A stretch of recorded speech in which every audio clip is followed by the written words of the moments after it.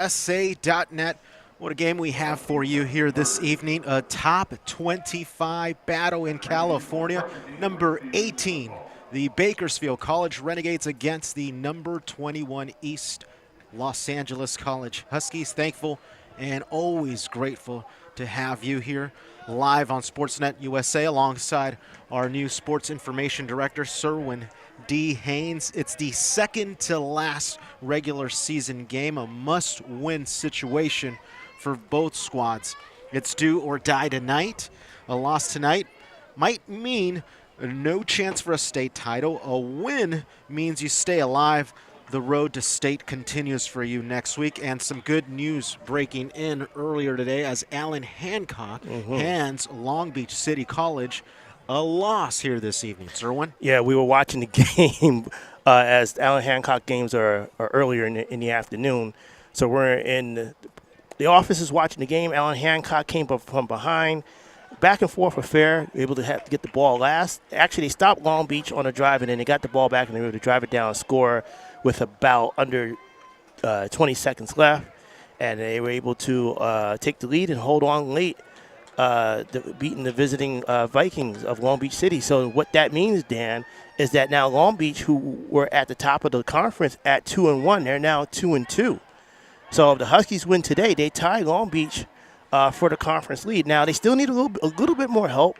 They need Ventura to beat Canyons today as well, so that if that happens, then next Saturday is the true winner-take-all when Ventura comes in here to Weingart to face the Huskies. But first, the Renegades here visiting, taking the 3-hour trip from Bakersfield, moments away from kickoff. Back deep to receive, Daylon Leach and Jerron Amos. Huskies switching up the unis a little bit. They're going with the green tops and black bottoms. They usually either go all green or all black. So also sometimes they may wear a variation of gray. So they're going green and black today. Andres Banda, the lefty, will boot it away. We are underway. It'll be Jerron Amos from the 10. Beeline straight ahead and gets across possibly the 40. That's where Bakersfield will start with great field position. Thankful and grateful you could join us here on Sportsnet USA.net. Dan Gudino alongside Serwin D. Haynes. Looks like that was Renee Saldivar with the tackle there on the far side. Renee trying to soar over the week, trying to boost his IG followers. But here we got 1st and 10. Looks like on the 41, the Renegades will set up here, Dan. It'll be Joseph Campbell, the quarterback, out of the gun with split backs. Huskies show in blitz. They engage 5. Swing pass quickly, near side, possibly a yard. Like Daniel Morales was the first one there. That was Norwood with the catch. Picks up just 1, 2nd and 9 from the 42 now. Just underway, 14 minutes, 30 seconds on the game clock. One of your defensive leaders, you got Morales on the 3-4, and the 3-4, Morales is on the right side, and of course, Quincy Ivory on the left. They'll keep it on the ground. Norwood gets stoned at the line of scrimmage, dogpiled by the mean green. Cameron Robinson was first. He kind of penetrated the line there and got the ankles, which normally you don't want your defensive guy to tackle the runner by, but he wrapped up the ankles and wouldn't let him go and held him long enough for the swarm to come, the Husky swarm to gobble him up. So good stop there. It's 3rd and long. As we get underway here, 13:50 on the game clock. Empty set, 5 wide, 3 to the far side. 3rd and 7 from the 43. Campbell claps his hands twice. Looks near side. Too much hot sauce on that one. Yeah, that pass was short, a little too far in front of number 28 there. So Huskies hold it. You know, hey, you can't ask for anything more. Well, a few things more. Maybe you can ask for a turnover, but other than that, a 3 and out by the defense to starting series. So good defensive series there to start the game. Punting unit out. That'll be Bridges. But it's short. Will Bridges field? He'll let it go. Smart. Renegade bounce, Renegade roll. Huskies' first possession coming up. No score 13:20 first quarter here on SportsNetUSA.net.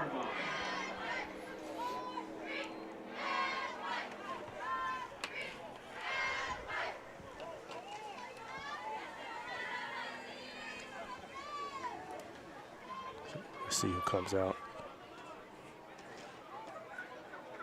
Yep, Alvarez. SportsNetUSA.net is your home for Huskies football as the number 21 Huskies take on the number 18 Renegades of Bakersfield. 13:20 in this first quarter. Here's the first possession for the Huskies. And look who's behind center. It is the freshman Frank Alvarez, number 16, out of Santa Fe Springs. He's coming in for Gibson. Now we weren't told officially what happened with Gibson, but we do know that Gibson had been battling some injuries.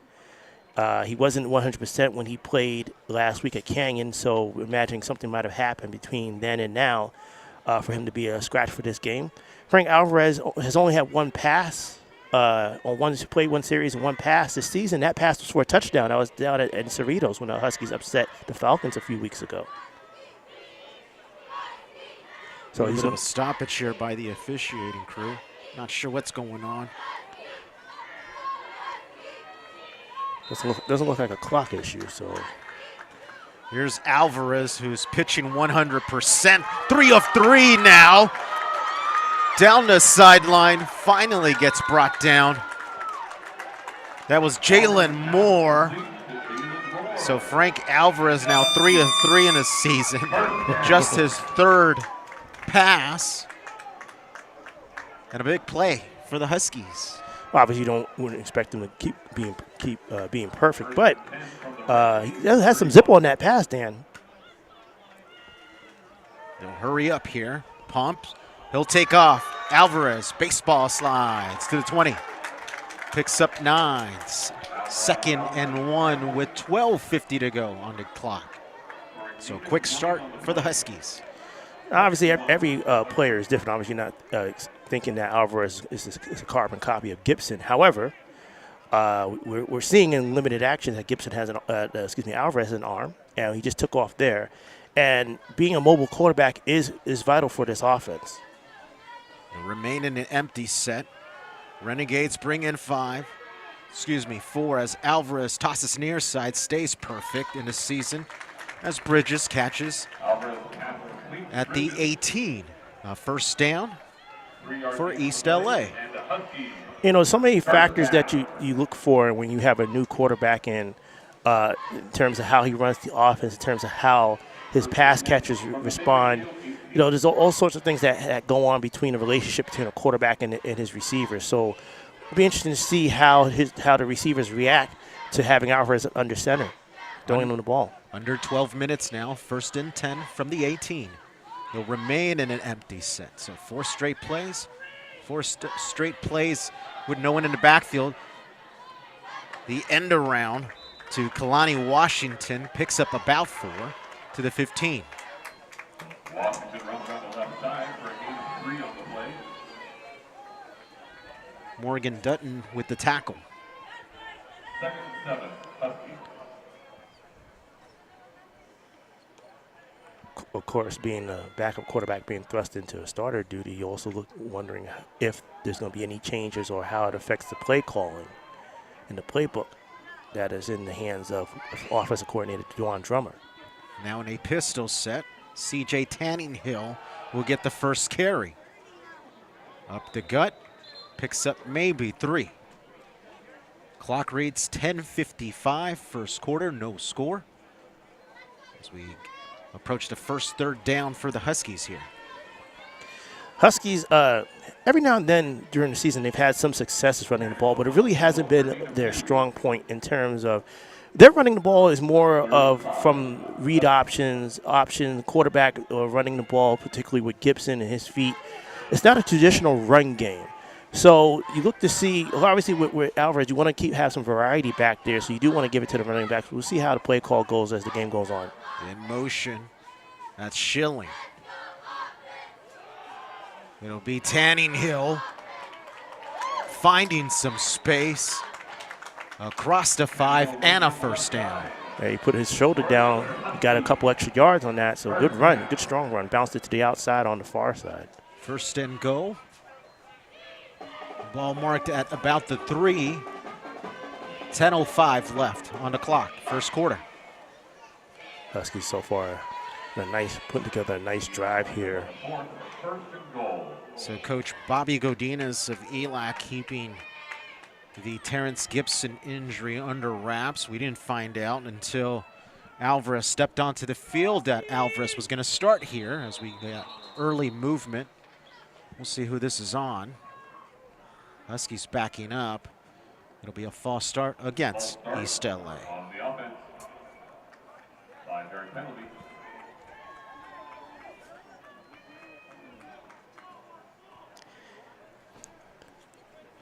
On the clock, 9:41. You could say that false starts have been, well, penalties in general have been the bane of the Huskies' existence. But you want to talk false start, and probably the most inopportune false start you can have. Huskies down 6 at Canyons last week, late, ball at the 1-inch line. Got a false start. He's got to run up, play action here. Alvarez too high for Schilling. Well over the head of everybody. That brings up second and goal from the 8. 9 minutes, 18 seconds on the clock. And the way that story goes, as I talked to Coach Drummer, that the coaching staff, Gudino, was purposely holding off on calling the play in. So really there should have been any reason for any of the linemen to move, but one of the defenders yelled "go" and tricked one of the offensive linemen into moving before, and thus there's your 5-yard penalty. That's was darn near the backbreaker at that point. Second and goal from the 8. Alvarez looks left, lobs it up, incomplete. Intended for the big man, Quintavious Workman. Had the right idea.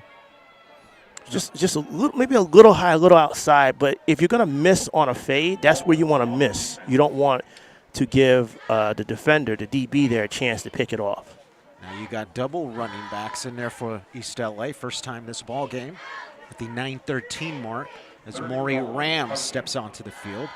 You got Bridges on the near side, Saldivar at slot. On the far side, it's Workman. Monterey Rams shifted to the left side. Renegades bring in 4. Alvarez lobs one up, touchdown, Huskies. What improvising there. Monterey Rams with the catch from Alvarez. Exactly what you want to see on the drive, particularly as your backup quarterback coming in. You got to think now that operated basically a clean drive here, and you got to think that's going to give him some confidence, get the team confidence going forward, scoring off the opening drive. Nice improvisation there by Alvarez. It looks like he was taking off, but he kept his eyes downfield, Dan, and he was able to find Rams near on that left side. 6-0 ball game pending the season's ever so crucial extra point. Up and through. 7-0 Huskies hosting the number 18 Renegades here on SportsNetUSA.net.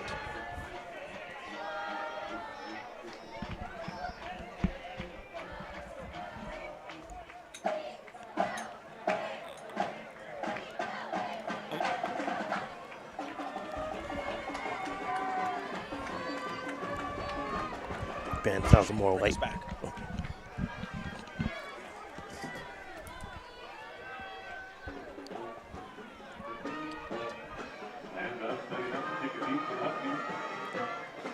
.906 left in the first quarter here as the Huskies score in their opening drive.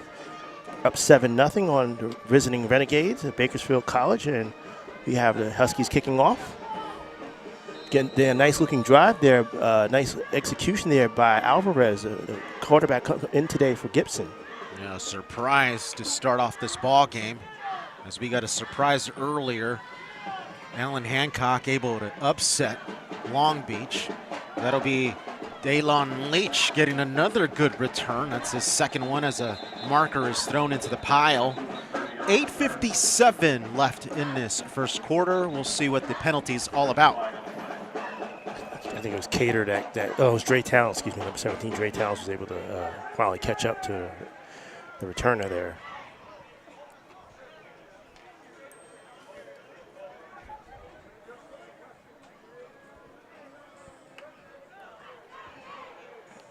Against the Huskies.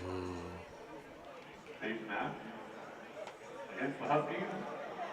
PA man confirms face mask at the 8:57 mark of this first quarter, and it's the first time the Renegades are in Husky territory. So we're seeing now that the Huskies are not executing on special teams. That's something that's really hurt this team throughout the season. Up the A gap for the Renegades. It's Jordan Norwood once again. That's his third carry of the game. Picks up about 3 across the 40. Looks like it might have been Jonathan Perkins that was in the middle of that pile there. Perkins back from his unfortunate one-game forced vacation, was called. He played against the Renegades last year, where he picked up 9 tackles. He led the Huskies last year in a victory against the Renegades at Bakersfield. Here, 8:20 left, 2nd and 7. Campbell hands off to Norwood. Norwood and a host of Huskies all over him. Norwood tackled in the backfield by number 12, Jonathan Perkins. Looks like I thought it was 95, but the PA says it was Perkins again. And hey, listen, run defense is not something that hasn't always been there for the Huskies. So it's good to see them jumping on top of Bakersfield whenever they try to run the ball here. So if they can keep that up, that'll be a really good sign, because we know the pass defense for the most part is there.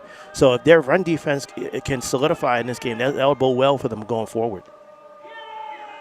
Huskies bring in the blitz. Quick pass underneath. It's caught across the 35. They get the first down inside the 25. Jamal Thompson with the catch and a big pickup. Renegades threatening here in this first quarter. 7:32 on the game clock.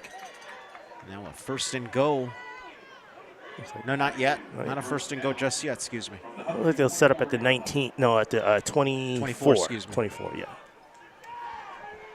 He caught that pass on the run. It looked like he might have been a yard or two short as he was running to the near side, but he was able to cut up a few yards to get that first down. Bunch formation, man in motion. Lob. No one around. Maybe Jihad Marks might have kind of sort of was the closest, but yeah, that was kind of in no man's land there, that ball went. We also got a new quarterback in for Bakersfield, Tice Griswold. In for Joseph Campbell. Interesting substitution early in the game. Another bunch formation by Bakersfield. Norwood and a tackle by Perkins. Yeah, he actually good arm tackle that probably saved a good 4 or 5 yards there. Tripped him up just as the running back was hitting the hole. So it's like Perkins really. That's his third tackle. Looked like the rest he might have gotten last week on his forced vacation has done him good. He's been really spry, more than usual tonight so far. 3rd and 6 from the 20. Griswold behind center in his first possession this game. Inserted for Campbell. Griswold looking towards the end zone, too long again. Incomplete. That brings up 4th down.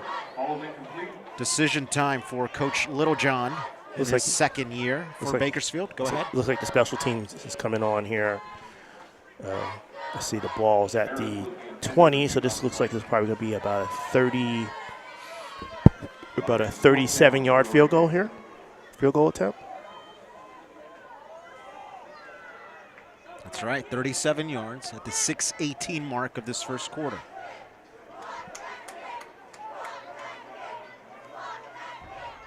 Luis Haro with the attempt. Line drive. No good. No good is right. So the score remains 7-0 in favor of your Huskies. 6:14 to go. First quarter, sportsnetusa.net.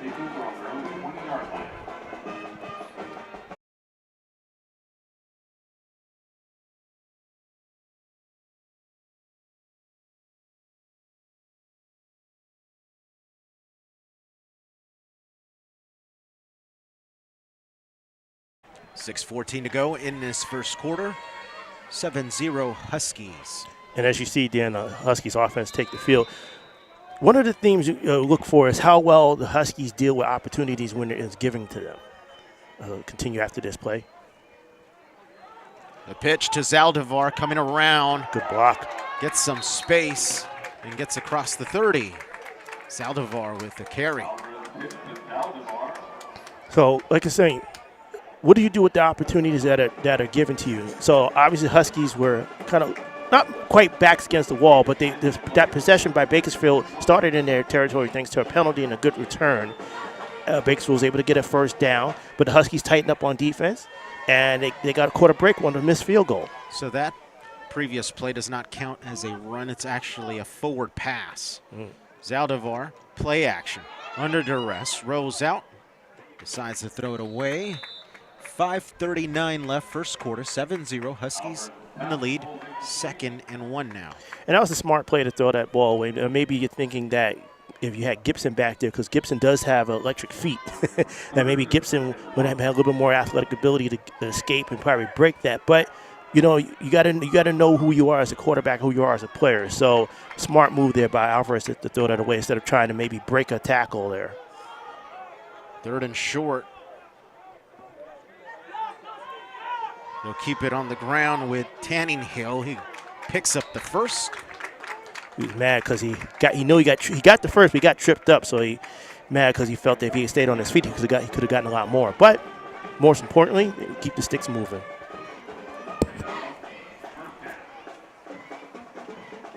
First and 10 from the 34. Under 5:20 to go. Tanninghill behind Alvarez and a pistol.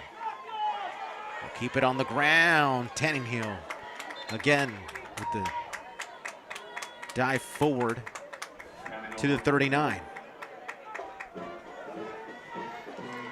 So he's getting tripped up, but he's tripping forward, and he's still getting 4, 5, 6 yards on these runs. So he's still doing his job, even though I'm sure he's thinking that one of these runs he'll have a chance to break one. Huskies doing a great job of mixing it up, giving us a lot of different looks. 2nd and 4 from the 40. 4:35 to go. Alvarez looks near side. Bridges with the catch. Close short. Yeah, it was maybe a half a yard short. But it's still, you're 3rd down, but it's still a short situation. So you still keep on 3rd down. It's short, so you still keep the playbook open for a variety of options. So, and it allows you to play some ball control too, give your defense a breather. 3rd and short from the 44. Josiah Sheffield lined up to the right-hand side of Alvarez as all Huskies look near side. New play in. Under 4:05 now. Bobbled snap. Alvarez will have to take off. Lunges forward. Gets enough of the first down across the 45. Again, playing within yourself. Obviously he doesn't have quite. He's mobile, which is good, particularly for this offense. But he doesn't have quite the foot speed and electricity movement that Gibson does. But again, playing within yourself, knowing your strengths, knowing what you can do, and for this offensive coordinator Dwan Drummer to be able to draft up a playbook and a strategy according to your personnel who's behind center. So far, so good for the Huskies. Play clock under 10 seconds as we approach the 3:30 mark of this first quarter. 7-0 Huskies. Saldivar. Play action over the middle. Schilling with the catch across the 30. Gets tossed forward across the 25. Big pickup for East LA. Dan, do you feel like maybe at the start of this game it has a certain cohesiveness offensively that maybe we haven't quite seen in previous games? I'm not saying the Huskies have games where they started well, but this is really a cohesive effort right now. Well, this is a do-or-die situation. Playoff implications, National Northern Conference implications, as the Huskies will run right with Josiah Sheffield as a marker is thrown at about the 20-yard line. 2:58 to go. There's been a common theme this season for East Los Angeles, partner. Every single game has gone deep into the 4th quarter and beyond.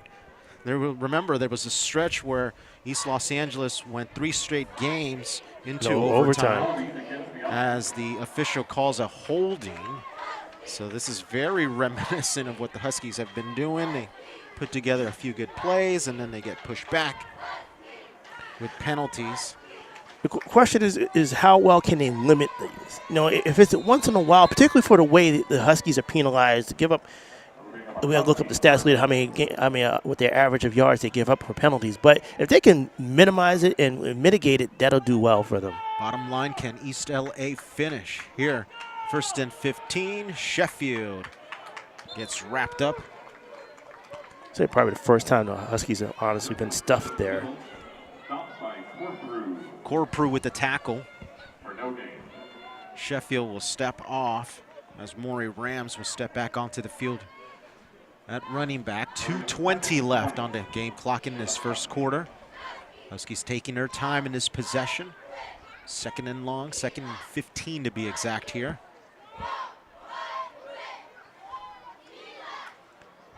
Huskies will operate with the tight end, Darius Boyd. Up the gut, Rams. Did a good job to stay on his feet with initial contact. Looks like Rams is grimacing in pain. Training staff onto the field. We'll step aside. 1:52 left, first quarter. Huskies on top, 7-0 here on SportsNetUSA.net.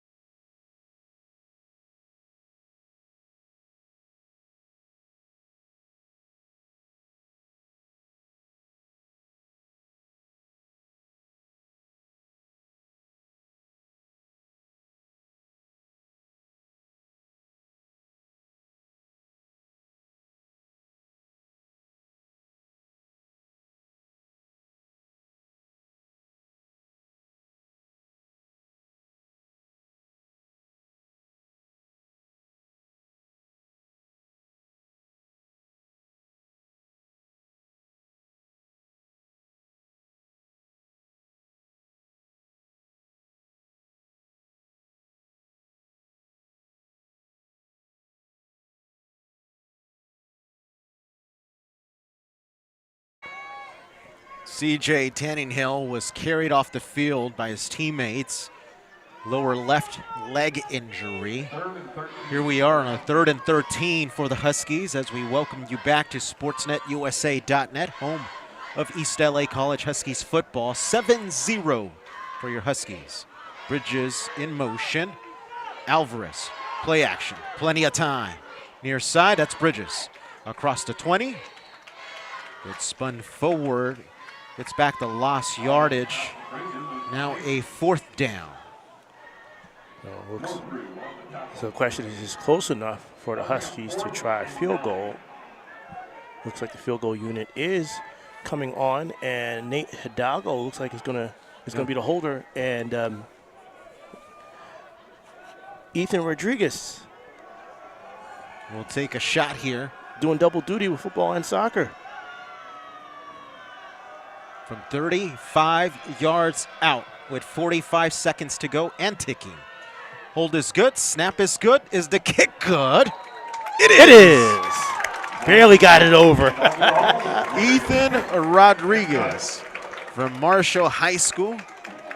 Able to get it through from 35 yards out. That'll leave 38 seconds to go. And now a 10-0 ball game for number 21 East LA, a top 25 matchup here within the 3C 2A.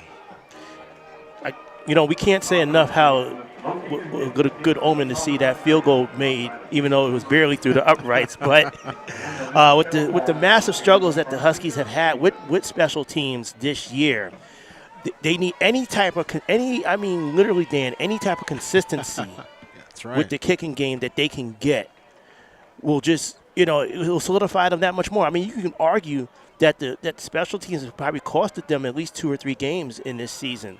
So to be able to shore up, I always say that there's 3 sides to football: offense, defense, and special teams. So you need all 3. So if the Huskies can get some semblance of just production from their kicking game, man, it'll open up some things for them. Manda puts a toe to it. It'll be Amos from inside the 10-yard line. Amos across the 30. Amos has always crossed the 40 in all 3 of his kick returns. So that now we're seeing another part of special teams that needs to be shorn up. So far, they've given up at least 20-something yards in kick returns. So, you can't keep continuously giving your opponent good field position to start the game, especially the way the defense has been playing. The defense has been playing well. As Maury Rams will be carted off the field. We did not mention Jake Honstetter also did not get to start at running back. So now they're down to Josiah Sheffield, who's the 3rd running back, as Norwood gets his 5th carry of the game for the Renegades. Actually, that's Antonio Robinson getting his first carry as Norwood now checks in. 15 seconds to go in this first quarter. Looks like they're going to give him 4. Look, it might have been 3 yards, but they're saying 4, so 2nd and 6. We'll see if they could get a playoff here as we wind down the clock in this first quarter. Long first quarter at that. Under 5 seconds to go. Flag is saying that Renegades jumped. Yeah, you're better off just running out the clock in this case, and so that'll create a 2nd and long. That'll leave 1.8 on the clock. A little bit of game psychology played by the Huskies defense, trying to make Bakersfield flinch. That brings us to the end of the first quarter. Number 21, East LA 10. Number 18, Bakersfield 0. We'll be back with the start of the second quarter here on SportsNetUSA.net.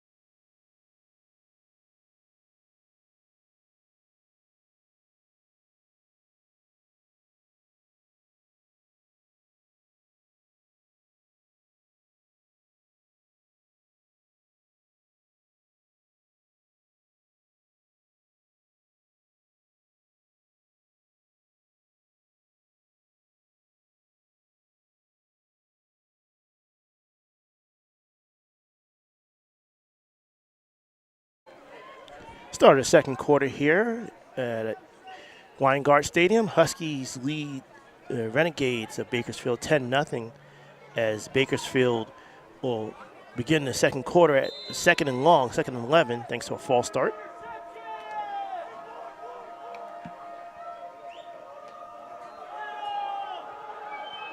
Good sack there. How about that? Joseph Campbell back in at quarterback. That looked like Vincent Parra. No, was that? No, I take that back. That was not Vincent Parra. That was Cameron Robinson. Sorry. Cameron Robinson actually looked like he was going to either tackle the running back or the quarterback. You can basically he got both of them. Gets himself a sack. 3rd and 12 now, Dan. From the 41, blitz comes in. Huskies all over it. Lobbing it up, incomplete. That will bring up 4th and long.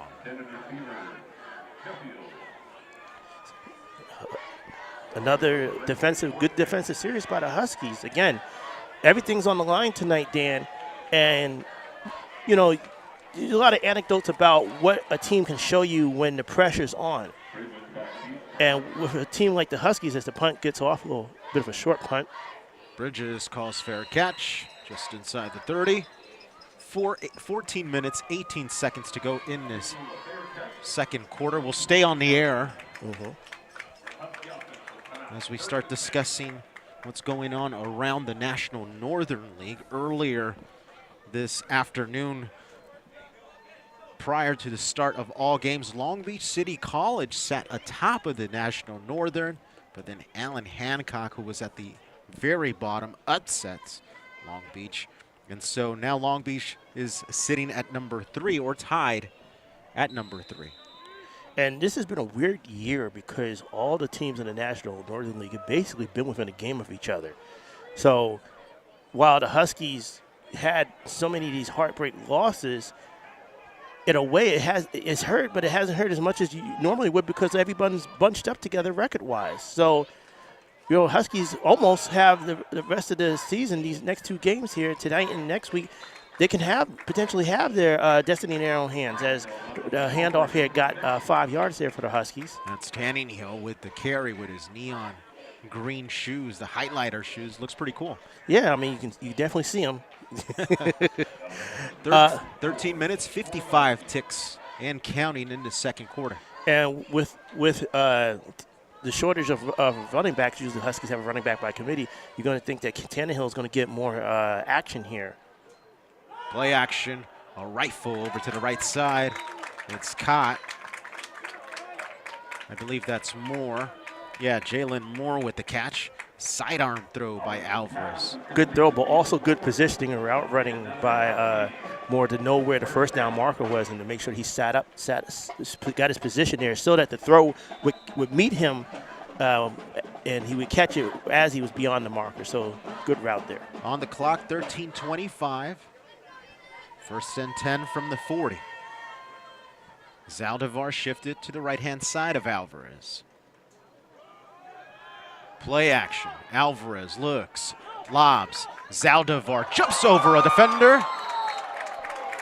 Just short of midfield. And then there was a flag at the end of the play. So we'll see what that's about. But an impressive hurdle there by Saldivar. That should get him some IG views. That's the second time Saldivar does such a thing, huh? He's a risky guy. Yeah, let's see what the call is, though. It means at the end of the play, usually we think at the end of the play is some sort of a face mask. Oh, they're going to wave the flag off. Saldivar, stocky in stature, not really the type of guy you would think to leap over a defender. No, you wouldn't think with a stocky stature that he would have the agility, but it's good to see that. Good to see that in your tight end. Saldivar, crafty, could play in the backfield, could line up at tight end, could line up in the slot. That time goes in motion. In a game like today, when you're short a couple of guys, you need that versatility. Keep the playbook open for you. In the backfield, Tanninghill behind Alvarez. To the left side of Alvarez is Saldivar. Tanninghill across the 50, avoids a defender, gets popped just short of the 35, but manages a big pickup, a first down, and Huskies are moving at the 12:54 mark of this second quarter. He was looking for that run. Remember I said in the first quarter that he had a few runs of 4, 5, or 6 where he got tripped up and he was looking for it to break through the hole. Well, he finally broke through the hole and got that big run that he was looking for.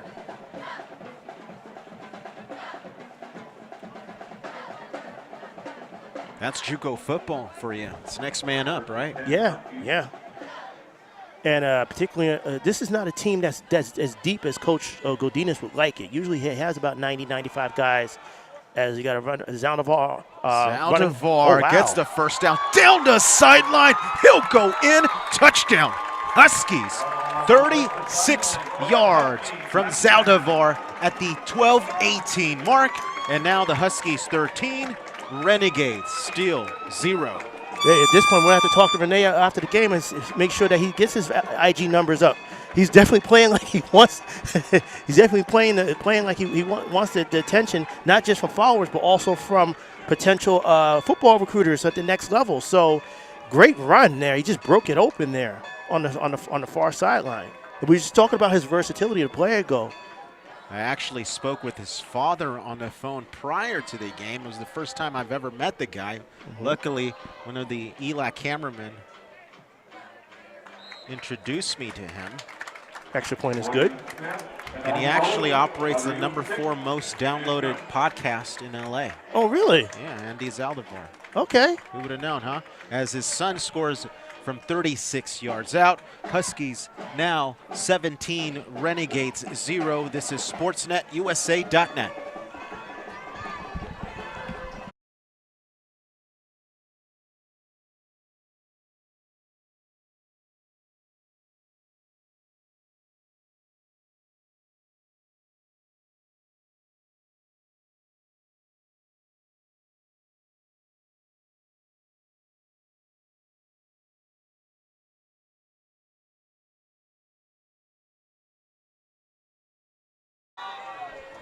$12:18 left in the first half. Huskies looking really impressive. 17-0 over the visiting Renegades at Bakersfield College, Dan.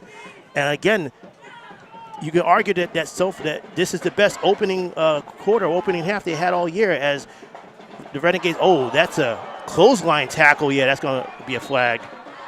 That was a kind of a Night Train Lane type of tackle that, of course, has been far since outlawed in all levels of football. Andrew Lewis will be flagged there for East LA as he brought down Jerron Amos by the mask.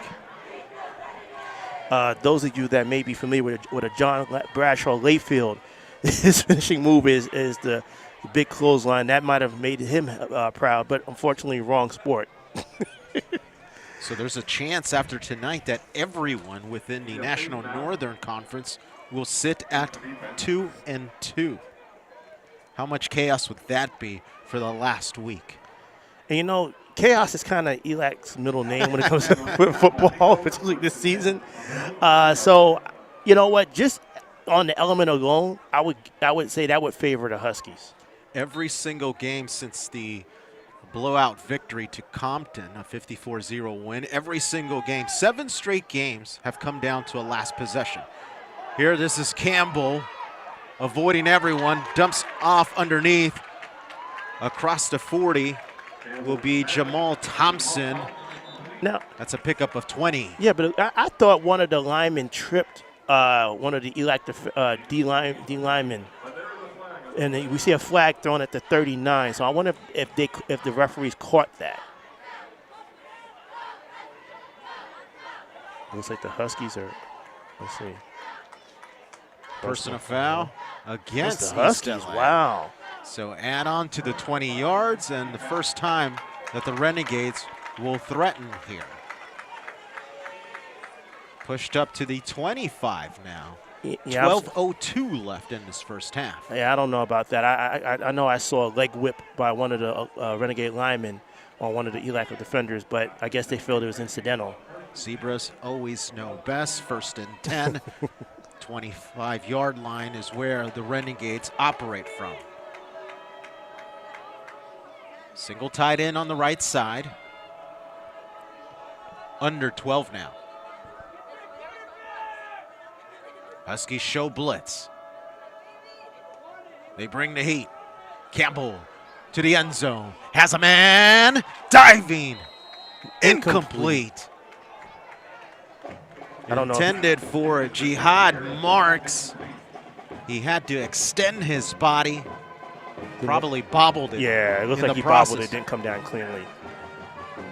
Not a bad throw. A pretty good throw there by the Bakersfield quarterback. So what we're seeing, though, is a couple of times now where the Huskies brought pressure, but they haven't quite been able to get home. And they got guys that can do that. You see Quincy Ivory, who's been a sack meister ever since he's been inserted into the defensive line. So hand off to Amos. Amos tries to bounce outside. Will get at least 3. That'll bring up 3rd and long. Under 11:30 now in this first half. 17-0 ELAC. So even though Bakersfield was threatening, I would say that was actually a good play, a good tackle for the Huskies defense, because there's a difference in playbook options when you're at 3rd and long versus 3rd and short. So that run looked like it had 5-6 yards written all over it, but the Huskies were able to cut it short, force Renegades into 3rd and long. 11 minutes, 5 seconds and ticking. 3rd and 7 from the 22. 4 wide for the Renegades. Campbell looks left, throws left. Marker down, reaching forward, gets the first down, pending the penalty. You know, Jonathan Perkins likes to cheat the count and likes to anticipate the count. So hoping, now it looks like he might have lunged in right as the ball was snapped. Hopefully it's not. See what happened. Oh, yeah. I think they said they lunged in a little before the ball was snapped, so offside penalty on the Huskies. So the free play nets a first down anyway, so they'll decline it. So 1st and 10 now.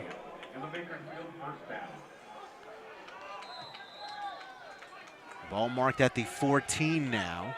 Under 10:50 to go, first half. It's the first time the Renegades have threatened this deep in Husky territory. Amos dives forward, picks up about 3. We'll say that the run defense has looked really, really good so far this game for the Huskies. So can you do that? Force the Renegades to be a bit more one-dimensional.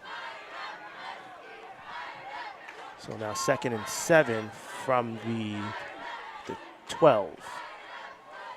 Under 10:15 now. Hard snap by the Renegades. Looks left screen. Good job of recognition.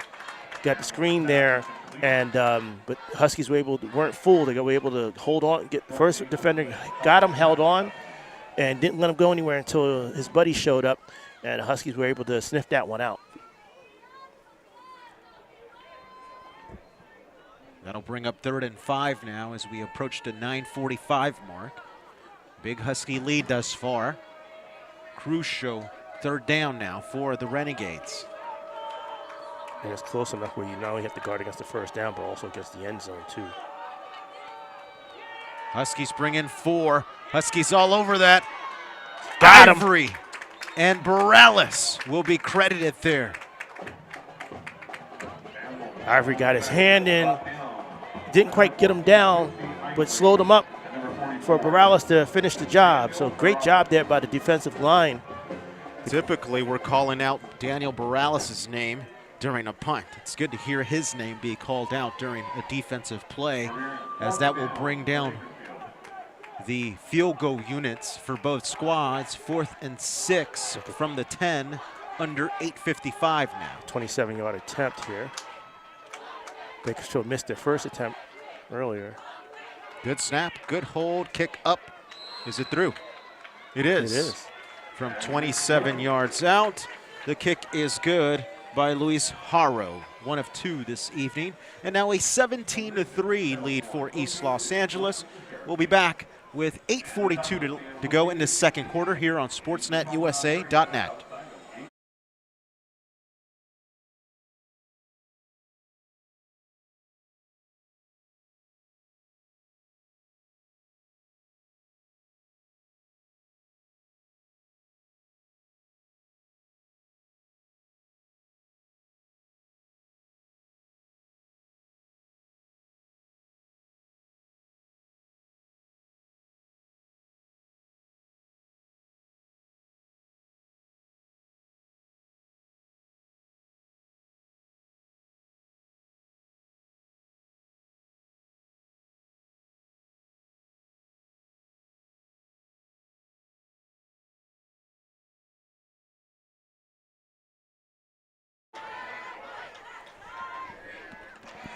8:42 here left in the second quarter as the Renegades convert on a field goal. Cut the Husky lead to 14. Huskies lead 17-3 as Bakersfield is ready to kick off here. So it'll be Saldivar and Kalani Washington. Washington from the 8. Between the hashes, cuts a near side, cuts it up, and gets tripped up at the 25-yard line. Huskies football now at the 8:34 mark, second quarter. A good start to this ball game for the Mean Green. Oh, very good start. You know, again, we're looking at talking about opportunities and also when things start to go against you, how do you respond? So the Huskies, you know, they had a personal foul call go against them. They got backed up, but they were able to stiffen up, and they didn't break, and they held the Bakersfield to a field goal. So now it's about, okay, as an offense, now you say, okay, we got a 14-point lead.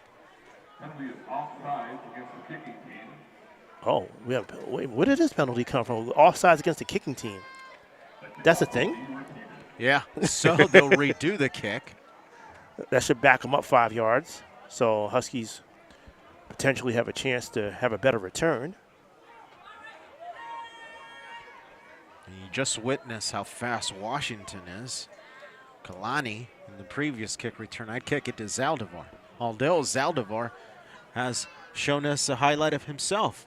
Had a 36-yard scamper to the end zone in the previous possession. Oh. And that's after having a nice gain on the possession before that. So maybe you're thinking, well, on one side you got the speed, but on the other side you have deceptive nimbleness and a chance to potentially get posterized. Here's Haro. He'll do it again for the Renegades.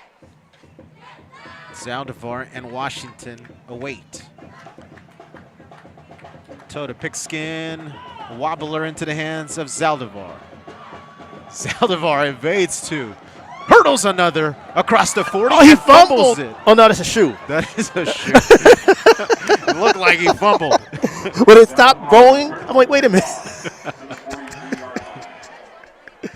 Both you and I thought it was a football. I thought it was a football. I'm glad it wasn't. Was that Saldivar's boot? I think he's holding his shoe. No, he's not. Oh, yeah, he is. That's Saldivar's boot that went flying after the hurdle. So that's 3 hurdles from Saldivar this season. You know, Coach Milton Brown, maybe we should send him this game tape because he can probably use him in the spring for track and field. 8:23 left, second quarter. SportsNetUSA.net is the home of the Huskies. Underneath, that's Schilling across the 50. A pickup of about 7 on that toss from Alvarez. Nice, safe first down play. He actually had a couple options there, but he was able to fire it in to Mr. Minnesota. Alvarez looking comfortable. Yes. Looking decent. And prior to this ball game, only had 2 tosses this whole season, as Terrence Gibson is nursing an injury. So is Jake Honstetter, his teammate in the backfield. Miscommunication there, most likely, as Alvarez will take off across the 50. Picks up about 2 yards, just short of the first down yard marker at the 7:30 mark of this second quarter. Again, not the same type of athlete as Gibson is, but he was able to use his feet. He didn't get the first down, but he's still keeping the things in a manageable level with a 3rd and 1, 3rd and short. So keeping the playbook open. And you got to give credit so far to the coaching staff to having him prepared to start this week, too. Huskies taking their time.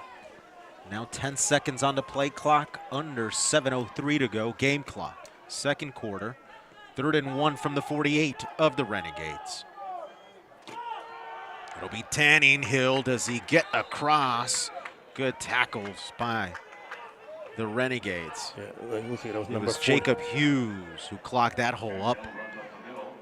And so that brings up 4th and short. Oh, wow, they actually saying he lost a yard. Ah.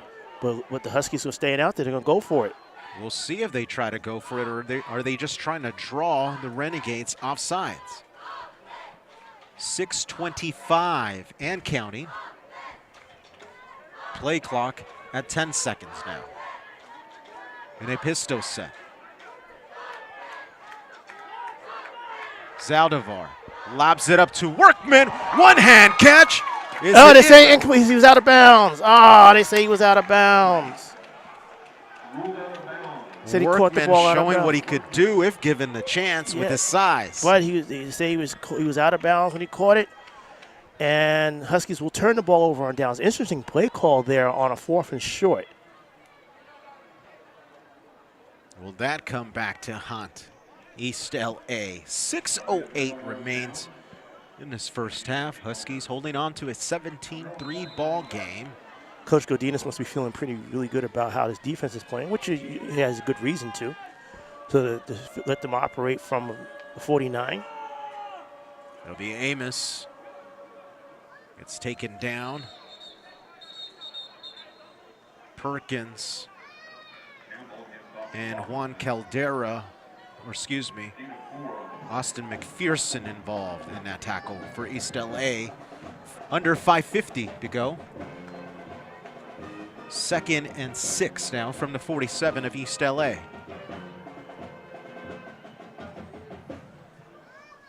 So the Achilles heel for East Los Angeles this year has been the second half. In 4 of the losses that East Los Angeles has, they failed to score in the 4th quarter. Ooh. A forward pass intended for Jordan Norwood nearly gets caught.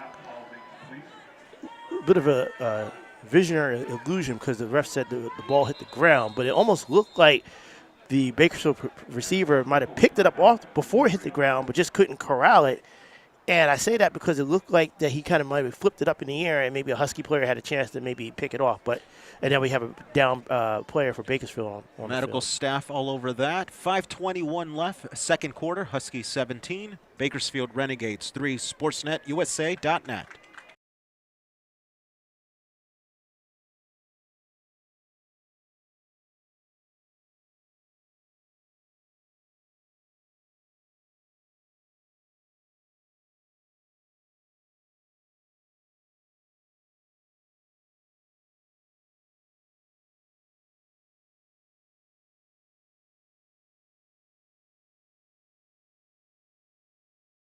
We get 27.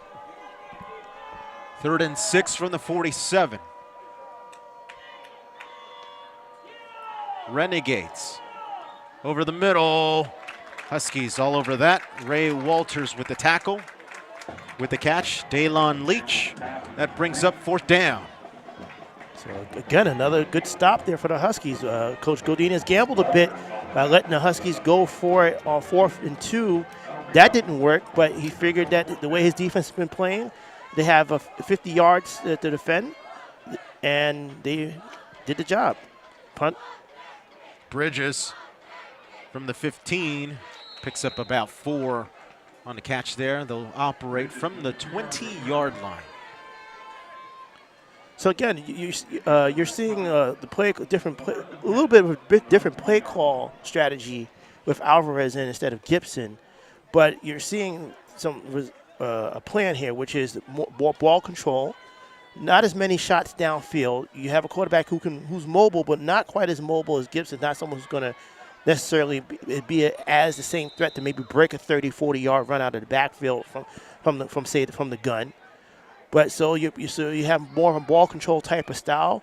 Huskies, we'll see the stats at halftime, but Huskies definitely winning time of possession and keeping Bakersfield's defense on the field. So hopefully in the second half that'll come into factor as they drop back and pass. Yeah, another short pass.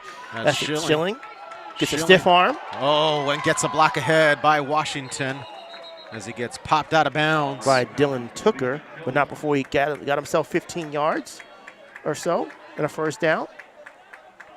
But a marker back at about the 20. We'll see what that is about.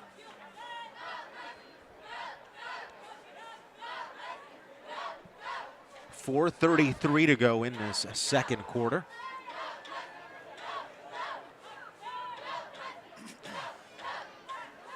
Discussion ensues by the officiating crew. Here's the call. Oh, face mask on Renegades. Personal foul Offsetting. against. And a personal foul against the offense. The penalty's offset. So wipe out that catch there by Schilling. Huskies will start over. 1st and 10 from the 20. Clock will stand at 4:33. So they'll do it again. So lined up on the far side is Jalen Moore, Tanninghill in the backfield. On the near side, the receivers Schilling, Washington, and Bridges. From a pistol set, Alvarez takes the snap. Again, it's Schilling. Picks up about 3 and brings up 2nd down. Under 4:10 to go. And that time Bakersfield was all over it. That wasn't quite the same play, but kind of the same play design. So it's hard to fool defense twice in a row on the same play, especially if it's a similar play looking on a back-to-back play calls. Huskies taking their time here. Possibly trying to create a final possession of the first half. 4 wide here. Quick toss, that's Washington with the catch across the 25. We'll see if forward motion grants him across the 25. Does, so they pick up another 3. There's Luke Wartenbarger on the tackle. Good tackle there, but we have another flag down. Looks like I see a flag on the 45. Interesting place to throw one. That's the defensive backfield. That usually you would think that would be good news for the Huskies, depending on where the flag is thrown. But we'll see what the clock is held at 3:23. Officials huddle and discuss the call. Here it is. Dead ball. Personal foul against Bakersfield. Personal foul against the defense. Automatic first down for East LA. So some good news for the Huskies. Oh, wait. There's more.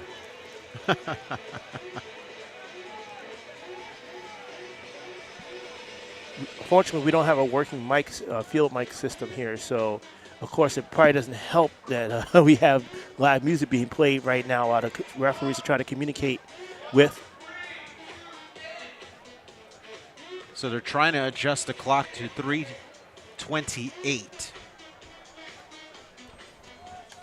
And it certainly doesn't help that the music's blaring.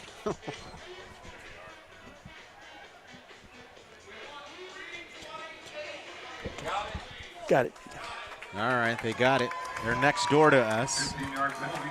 It's teamwork here. Yes. East Los Angeles.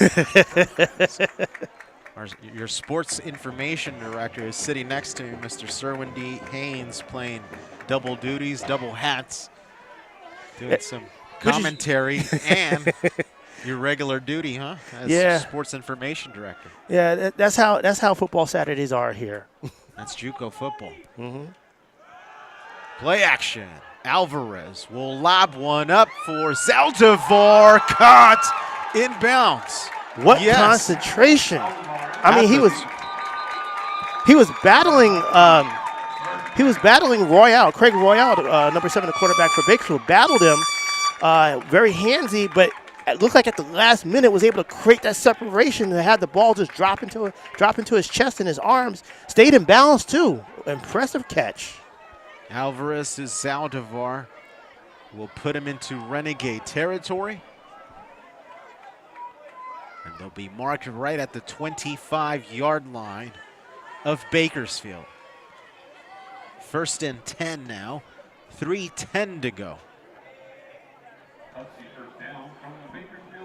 So at this point, you would expect the Huskies to slow it down, keep it on the ground here, and wear out the Renegades a bit.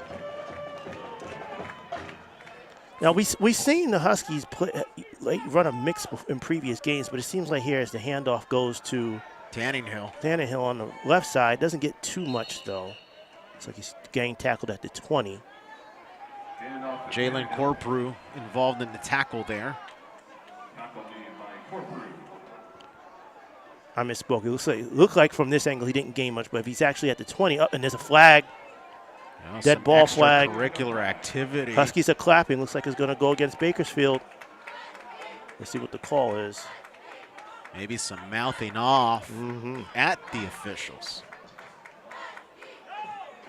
There's one thing to trash talk, but to trash talk to an official is another thing.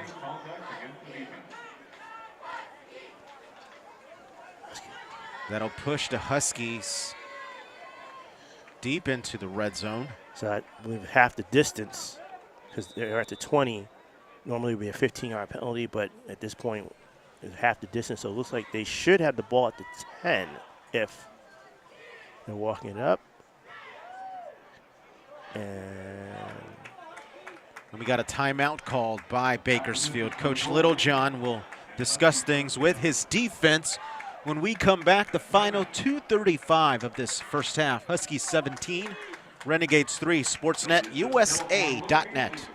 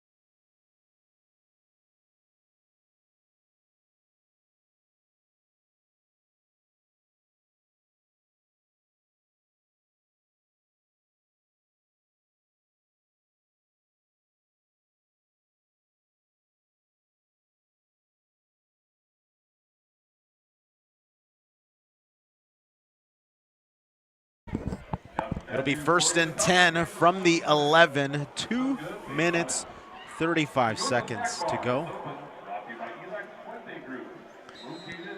so as you said, Dan, Huskies now can take their time. There's a stoppage in clock here. It seems like more than usual, the Huskies have made a concerted effort to play a ball control type of game here, which is really working well for them. Of course, they needed their defense to make some plays when their backs were nearly up against the wall, and they've done that. Defense has played well all game.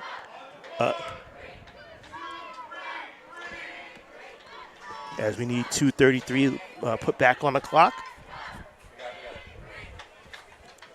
All going on live here, ladies and gentlemen. It's a live production every Saturday, isn't it? You never know what you're going to get. As we get 2:33 back on the clock. Doing it all here on Sportsnet USA.net, your home of East LA Husky football. Alvarez, quick pass to Bridges. Bridges tries to bulldoze forward. Gets down to about, looks like about a 5. Yeah, just short of the 5. Clock continues to roll under 2:18. I mean, can you imagine how the Huskies will feel if they can punch this in? Jonathan Perkins checking in at tight end, I believe. Well, look at that. What does This Coach mean? Drum have drawn up? Let's wait and see. Perkins now lines up on the right-hand side of the line, typically lined up on defense at D end or at linebacker. In the backfield, Tanninghill and Alvarez. And a timeout will be called. Huskies will discuss things. 1:43 to go. Second quarter, 17 for the Huskies, 3 for the Renegades. Sportsnet USA.net.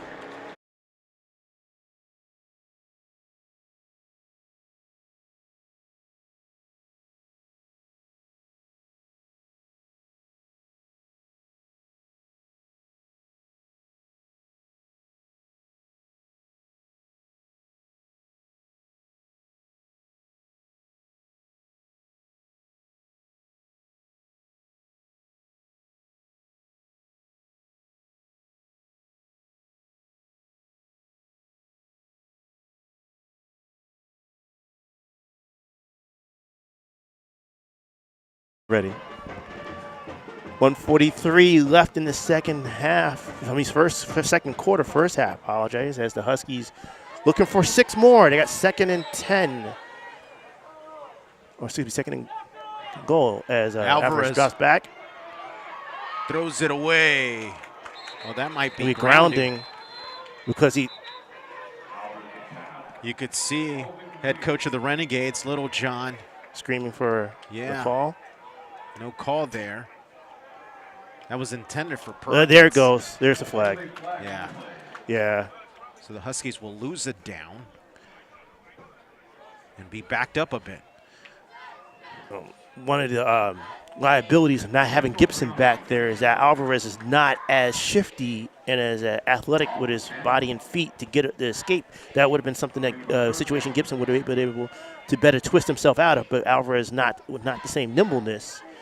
So you got the potential of grounding, which would be loss of yards, and the penalty and the loss of the play. So that creates a 3rd and 11 after the intentional grounding from Alvarez. The 3rd and 11. Huskies got to get to the 2-yard line for a fresh set of downs. Bridges, Washington, Saldivar, Tanning Hill, and more out there. And it's intercepted. Picked off by the Renegades. Lots of space. 1 man to beat. Martin Tyne with the tackle with the interception. Tyler Carr gets the Renegades close to Husky territory. And now we're just seeing why the Huskies have been trying so hard to play that ball control type of game where they keep it with the passing game short, crisp passes, because in a rare instance where Huskies had 3rd and long. We haven't seen the Huskies really have a 3rd and long in this game. They had a 3rd and long. Alvarez had to drop back, and he made his decision quickly. Maybe he rushed it and threw it right into like the arms of a linebacker there. And bad turnover. You never want to turn the ball over when you're in your red zone. And Huskies now have to, instead of taking the last minute 26 to milk the clock to maybe get 6 or maybe 3, now they have to keep Bakersfield from putting points on the board. And again, looking at defending half a field here. Give tackle to left tackle Martin Tyne, one of the bigger players on the Huskies side. And there's standing 6'7", 300 pounds, able to chase down Tyler Carr. And it was a personal, looks like some sort of personal foul call at the end of that play. So now the Huskies are definitely have to defend from within their own territory as Bakersfield takes up shop at the Husky 38. 1st and 10. Campbell throws it away intelligently. Huskies all over that. You got Ivory and Perkins in the backfield disrupting Campbell. Now that ball was like thrown at the ground. In the direction of a running back, though. Oh, okay. Good idea. I didn't see that. I was about to say, wait a minute. They called one on East LA. Why don't they call one on the Renegades? Exactly. Not the case. 1:21 to go, 2nd quarter. It's a good recognition by Campbell to see that the running back was in the area. 2nd and 10 from the 38. Renegades will pass. Near side, cut. That's Jihad Marks, who was open on the near side. Found a open area in the Huskies' backfield. Momentum shifting turnover. The interception toss by Frank Alvarez is now rendered a threat by the Renegades here. And, you got to see, because that's something that those big momentum shifts was something that the Huskies had avoided for most of this game so far. Campbell swings it. Cutting it back near side. Finding some space, making nothing into something is Antonio Robinson as he gets wrapped up by Ray Walters III. He actually tried to make something out of nothing, but it looks like it's no gain, Dan. All that movement. Gained about 1. So we got it looks like I moved the ball up. So it looks like we have a timeout by Bakersfield.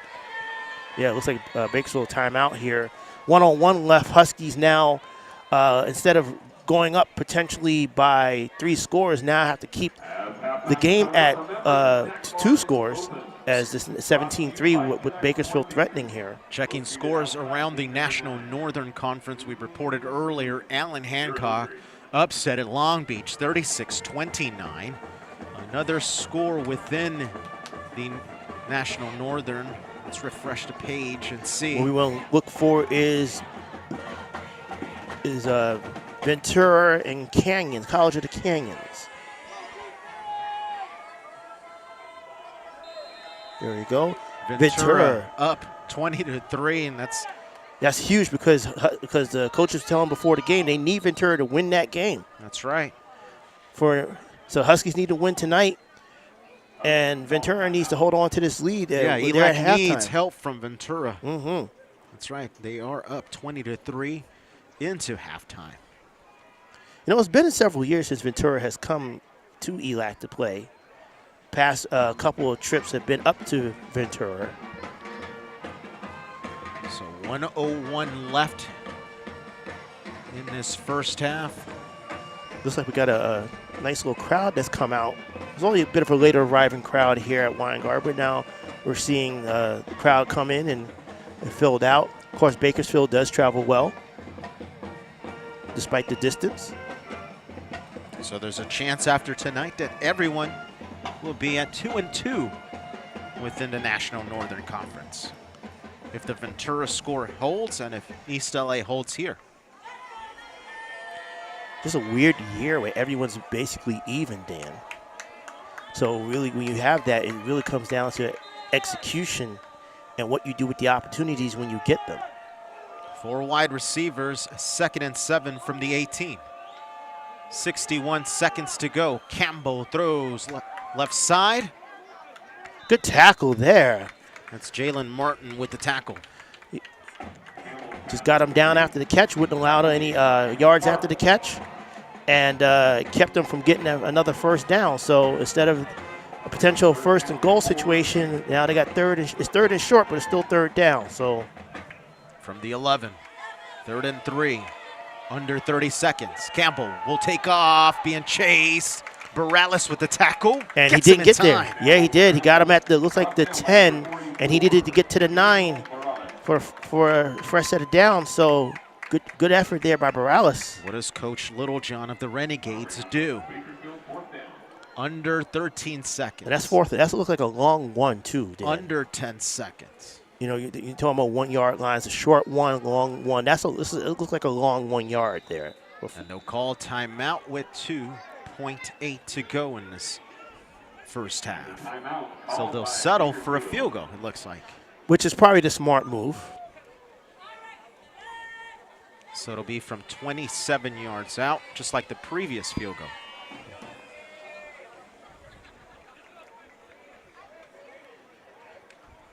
So Huskies looking to stay alive in the road to state. Stay alive for the National Northern title. And I got to think that regardless of the result of this field goal, which will be the end of the half, that Coach Gudino is going to tell his team at halftime, listen, it's right there for you guys. Stop shooting yourself in the foot. Try to limit these penalties, and this game is there for you. Because they pretty much dominated on both offensive and defensive as now that we got the field goal ready. Lewis Haro comes in for the 27-yarder as Coach Godinez will try to ice Haro. And with only 2.8 seconds left, this kick is going to basically end the half. You might as well use your timeout. We'll stay on the air. So the chaos continues within the National Northern League. Allen Hancock wins earlier this afternoon against Long Beach in a must-win situation for Allen Hancock, just like everybody in the National Northern. So despite a loss last week to Canyons, East LA lost 27-21. Huskies are in it till the end. And just like their play all season long, they're in it till the end, and it's typically 1 or 2 plays that dictate the end of the game for the Huskies. So the question is, it's one thing to be able to play in close and operate and play in close games, but in a game like this where they pretty much dominated both sides of the field, can you cash in? So this is a game that doesn't, if the Huskies continue in their play into the second half of what they've done for most of the first half, this doesn't have to be a close game. In all of their 4 losses, they have lost the lead in the fourth quarter and have failed to score in the fourth quarter in each of those 4 games. Snap is good. Haro kicks it, blocked by the Huskies. That will bring us to halftime. Huskies block it from 27 yards out, and the Huskies go into the locker room with a 17-3 lead. You got to think the Huskies are feeling really good. It's hard not to feel good after blocking a kick. The defense played well. They've limited them to 3 points. They had an opportunity to increase the lead here, and we had the costly interception. But you got to think the message is this game is there for you. In a season where the Huskies have been battered and bruised, sitting at 4-4, here they are, still alive, still with some hope. Must win Saturday here at East Los Angeles here on Sportsnet USA. Will return in about 15 minutes. Huskies lead it 17-3. Time for dinner.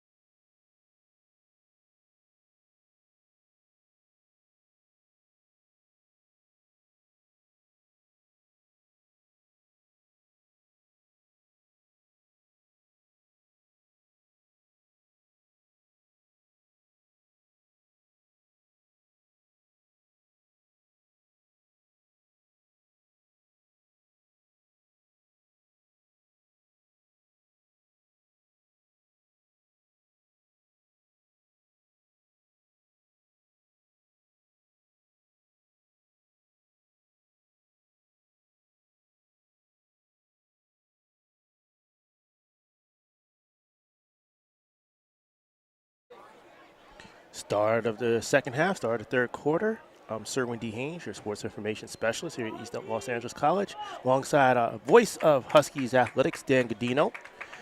Huskies have a 17-3 lead here as they held on at the end of the second quarter, blocked a field goal attempt to preserve the lead. Their 14-point lead. And it looks like we're set to Bakersfield's going to kick off to the Huskies here. So Huskies will start the quarter with the ball, start the half with the ball.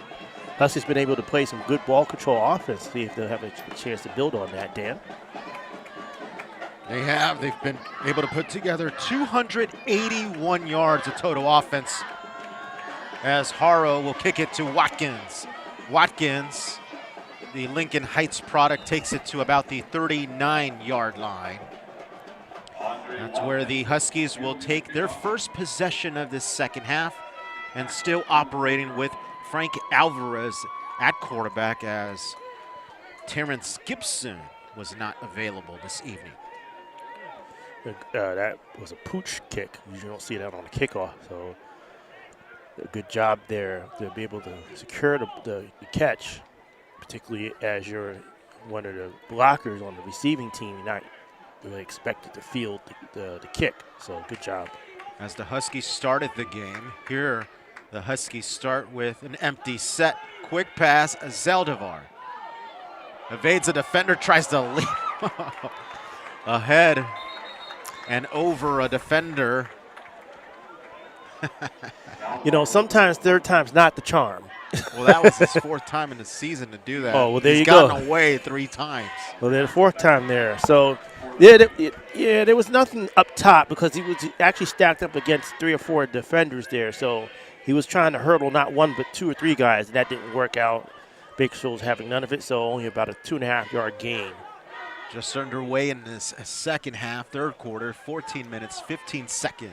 Alvarez back to pass. Bridges, receiver screen. Cuts it towards the near side, or far side rather, between the hashes and lunges forward.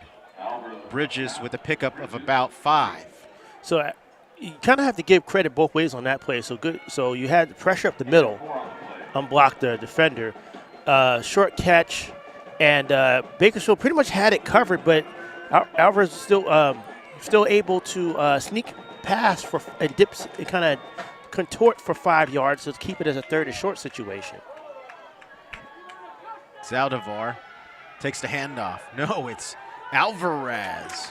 Calls his number, gets the first down, gets across the 50 into Renegade territory. Good start for the Huskies this third quarter. Yes, good start. And it's good to see Alvarez running. Again, we're not going to expect the same electricity as Gibson brings with his feet, but Alvarez being mobile and able to get 3, 4, 5 yards here and there gives the defense something else to think about when he's back there dropping back for passes. So that's the thing. You want to keep the defense on their toes and keep as many options open for you. So empty backfield here. Alvarez now over 20 yards in this game on the ground as he takes the snap, looks, steps up to Saldivar. Enough for the first down across the 40 to about the 38 of the Renegades. First down for East LA at the 12:40 mark. Again, smart use of his legs there, not running to evade the pressure, but not running just to take off. He kept his eyes downfield. So Saldivar in a soft spot, got the ball to him. Good play. 5 receivers stay out on the field. Workman, Washington on the far side. Saldivar, Schilling, and Bridges near side. Workman 6'6". He presents a big target out there. He's lined up. Renegades in a cover 2. As Washington comes in motion, they go far side to Workman. Workman trying to churn his feet. Gets pushed out of bounds and dropped after a pickup of about 4. Strategy there was to get the short pass to Workman and let his athleticism do the work, but good job by Bakersfield on the gang tackle. Wouldn't let him loose.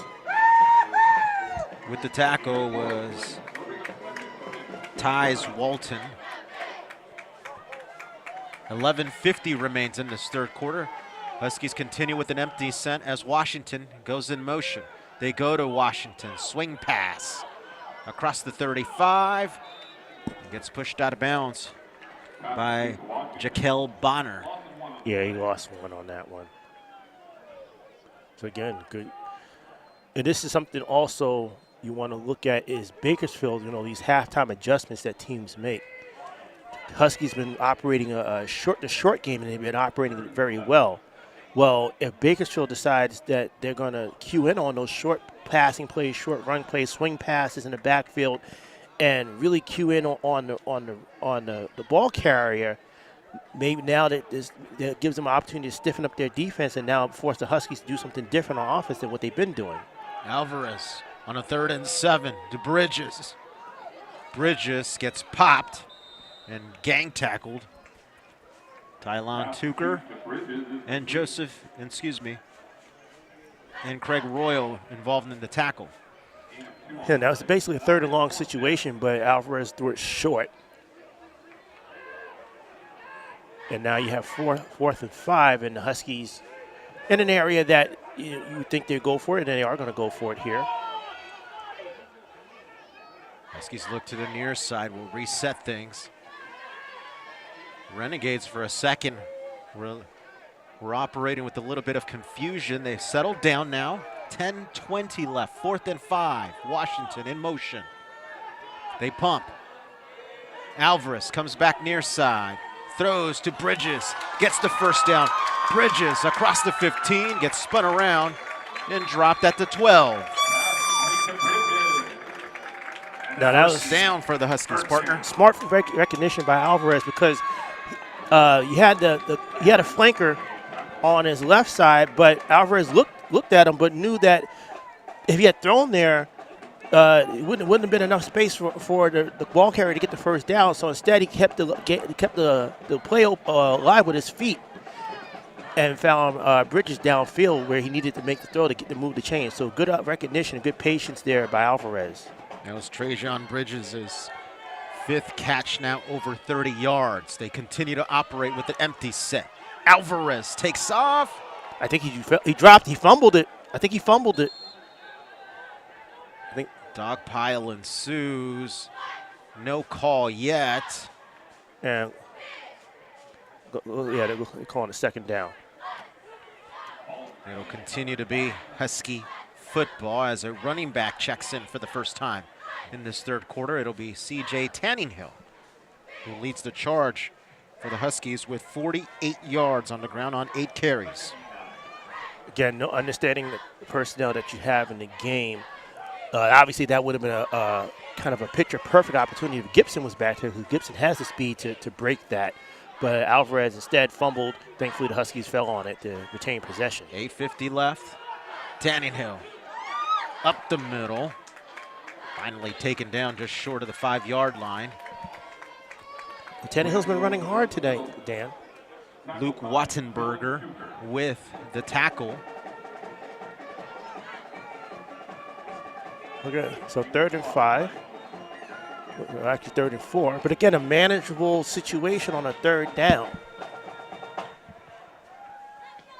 Huskies have been operating really well out of short yardage situation, and this is, even though 3rd down, it's only 4 to go, so another short yardage situation here. 8:15 left. And it's a flag, like movement. Huskies move early. What would have been a manageable 3rd down now, not so manageable. 3rd and long. It's a rare situation for Alvarez.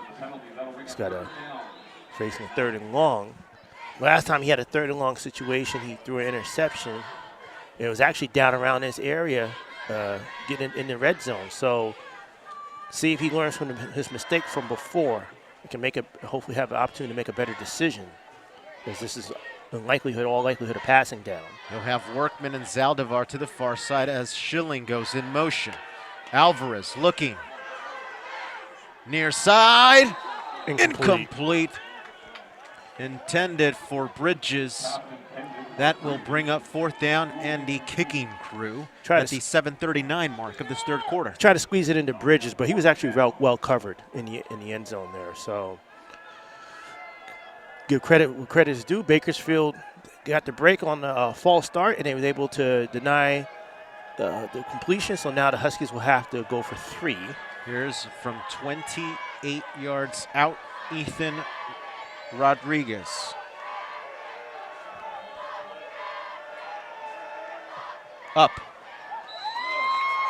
And through. Good. From 28 yards out, Ethan Rodriguez extends the lead 20-3 over the Renegades.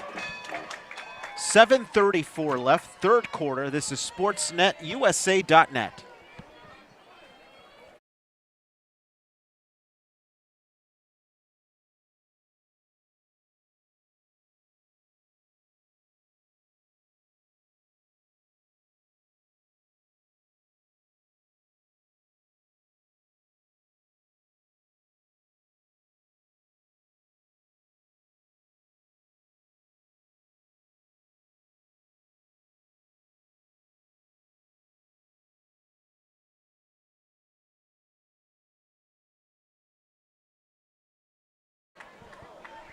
$7:34 left in the 3rd quarter. Huskies look to kick off after converting on a field goal to go up 20-3 over Bakersfield Renegades here at Weingart.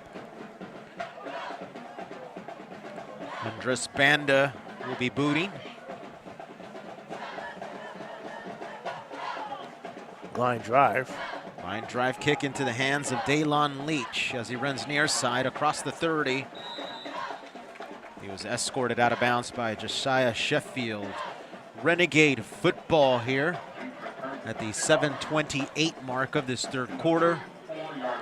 Huskies looking to stay alive in the National Northern Conference, also looking to keep their state playoff hopes alive, and also bowl game qualifications alive. All sorts of qualifications. That last drive, you got to give credit because even though the Huskies didn't get the touchdown, but as we know, field goal kicking placement has been a big challenge. So for them to get 3 points out of that drive is huge. They'll keep it on the ground. That's Norwood. Gets around the edge and picks up about 5. Under 7 minutes and 15 seconds to go in this 3rd quarter now. So if this score holds and if Ventura holds, everyone in the National Northern Conference will be at 2-2. Right now, Ventura and Canyons, they're in the 3rd quarter. Ventura's up 20-10. 8 minutes to go in that one in the 3rd quarter. Campbell fires far side, and it's caught by Jihad Marks. It's enough for the 1st down, I believe. And even though Bakersfield is still operating a bit on a short passing and short attack on their own, the Huskies defense can't think yet that the clock can save them. Yeah, you're up 3 scores, but you still got to play and execute defensively. Perkins able to disrupt. Campbell does the baseball slide back to the line of scrimmage. He might have jumped. Yeah, it looks like he was offsides. Perfectly aligned to where the line of scrimmage is, and it was kind of evident that Perkins jumped. And that's, Perkins loves to anticipate the snap count. But unfortunately, the risk of that is that if you're wrong, you end up getting caught offside. So, again, you don't want to get in a situation where you start paper cutting yourself with these even these small penalties. The Huskies only had a couple of penalties that really hurt them, but they've been able to recover and stiffen up after the penalty. So they've done well so far, actually, with that. So the ball is placed at the Renegade 49, 1st and 5. 17-point lead for the Huskies, 1st and 5 from the 49 of the Renegades. Campbell in a pistol. Here's Perkins threatening again. Run far side. Forced out of bounds, but it looks like he might have gotten the 1st down. That's Norwood again. The Renegades. And 5 yards here, 5 yards here, penalty, 5 yards penalty here. But it's not much, but they're keeping the sticks moving. 1st and 10 from the Husky 46. A hard count now turns into a new play. New play in. 4 wide. Campbell looking over the middle, nearly intercepted. Campbell's pass called incomplete. That was William Dom. Dom with a near pick. Good effort because that ball was low. 5 minutes, 55 seconds to go, 3rd quarter. Huskies in the lead, battling for National Northern Conference supremacy. Bunch formation by the Renegades here. Huskies will stack it, just one safety. It'll be Norwood that gets to go nowhere. Yeah, they had 7 guys on the line, but they sniffed that one out because they saw it was a running play, so good job. Tackle for loss. Austin McPherson and Vincent Parra involved in the tackle there. McPherson will get a rest as Morales checks back in for East Los Angeles. One of those, what you would call run blitzes. Here, 3rd and 11 from the 47. 5 minutes, 20 seconds to go.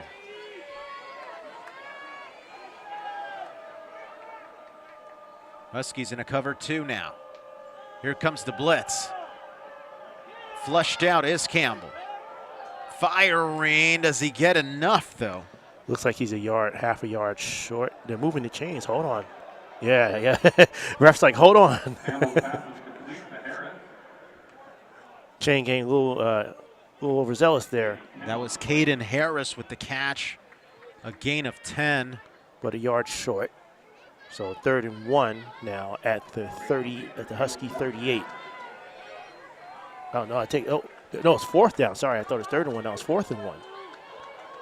Biggest play of the game for the Renegades now. 4th and 1 from the Husky 37. Up the middle. I don't think he got it. The wall of Huskies stands.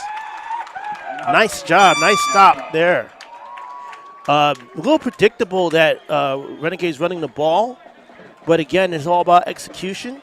And the Huskies were able to hit the gaps, and they got to the backfield before the running back could turn up through the hole. So good job there, stopping the Renegades. Team effort there, but Austin McPherson there to anchor at the nose guard. 4:23 now, and Frank Alvarez and the Huskies back on offense. What would a touchdown do for the Huskies' confidence if they can if they can turn this into 6 here on this drive? Sheffield in motion. Alvarez looks near side. Rose out. Caught by Sheffield. He fumbles dropped it. There is a flag. That was picked up by Tucker. Tucker gets across the 30 and finally taken down. Pushing and shoving ensues. Mateo Randolph and Tyson Schilling able to take down Dylon Tucker.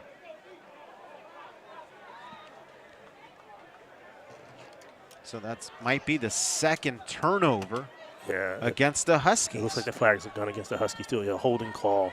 Holding against East LA. That'll be declined. It is. Renegade football. You just hate to see that, sometimes trying to make an extra play, you trying to go for the extra yard, get that extra effort, end up getting stripped. So now the Huskies defense again back against the wall for a turnover. Let's see if they can hold the Renegades here like they did in the last drive. Thankful and grateful you could join us here on SportsNetUSA.net, home of the Huskies. 4:04 to go in this 3rd quarter. 1st and 10 from the 28 for Bakersfield. It's a carry by Amos. Amos picks up about 3.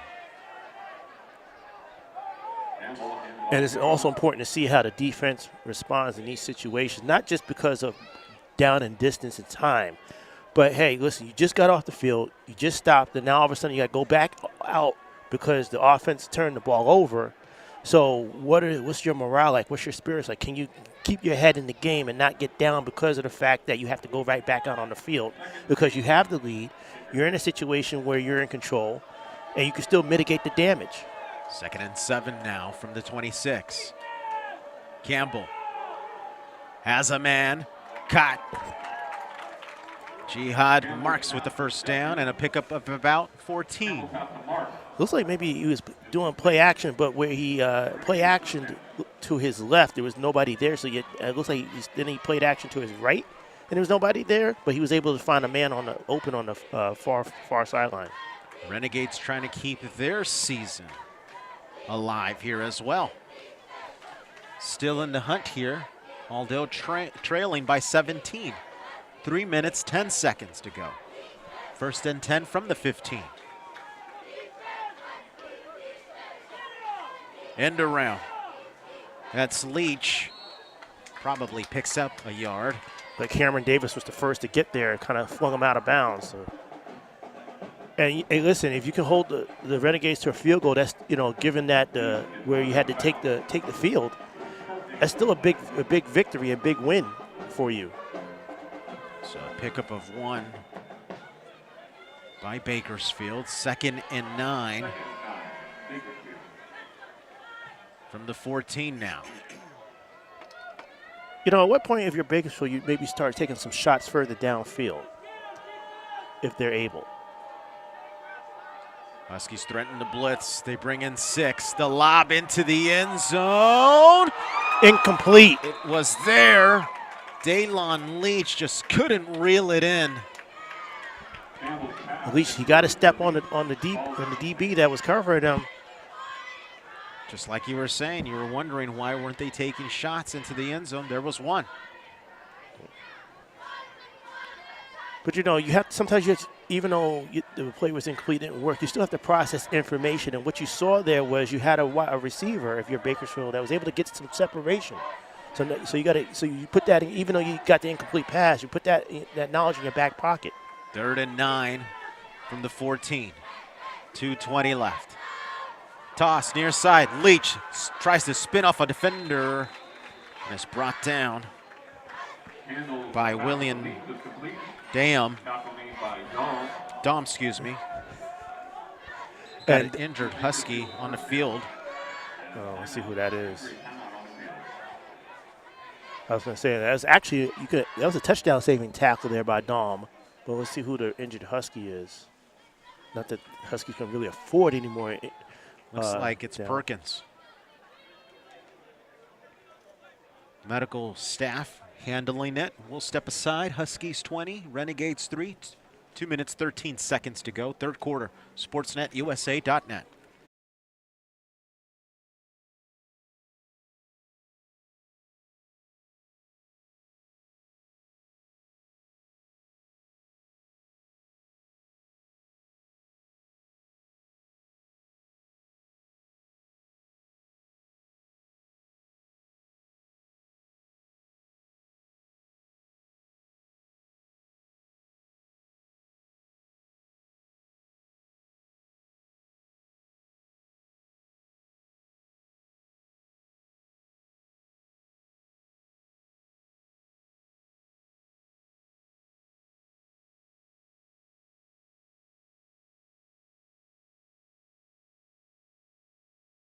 First and go from the 1 yard line. 2:10 left.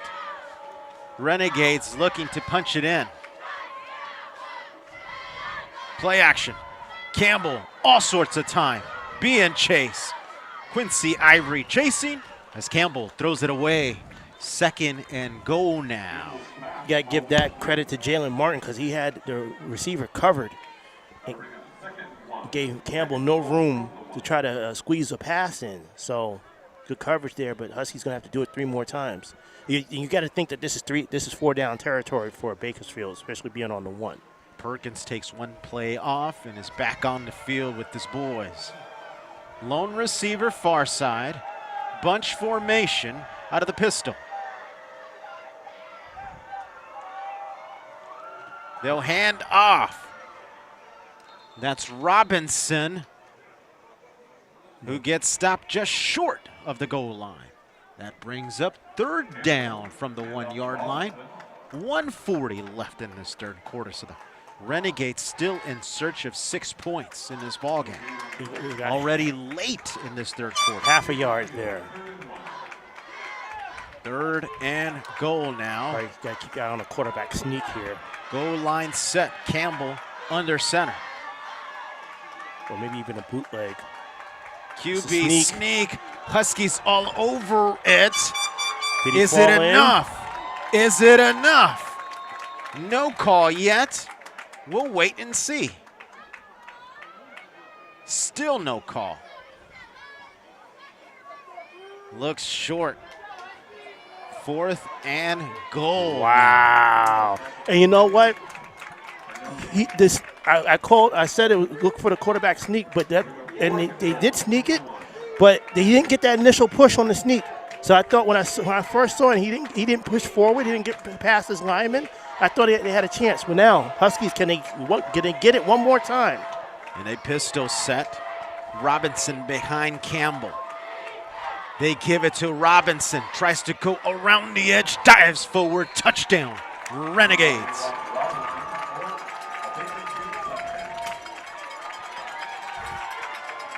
As apparently we have some Bakersfield's hands as they let off some confetti for their first touchdown of the game. Score now reads Huskies 20, Bakersfield 9, pending the extra point.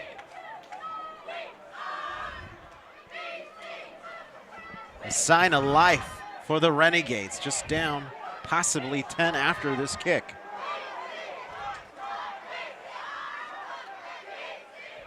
Extra point up and through.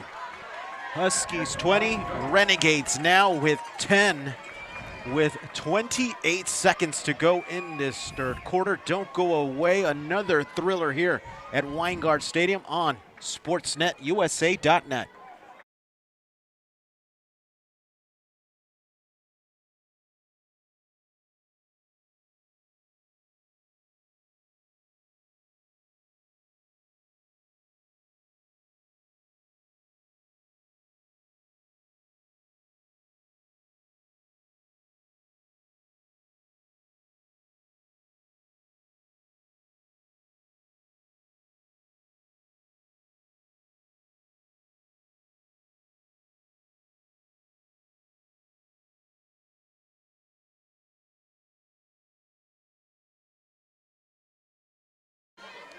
.6 seconds left in this third quarter. Bakersfield draws within 10, 20-10, trailing the home Huskies here. I'm Sir Wendy Haynes, your sports information specialist, alongside voice of ELAC Athletics, Dan Gudino.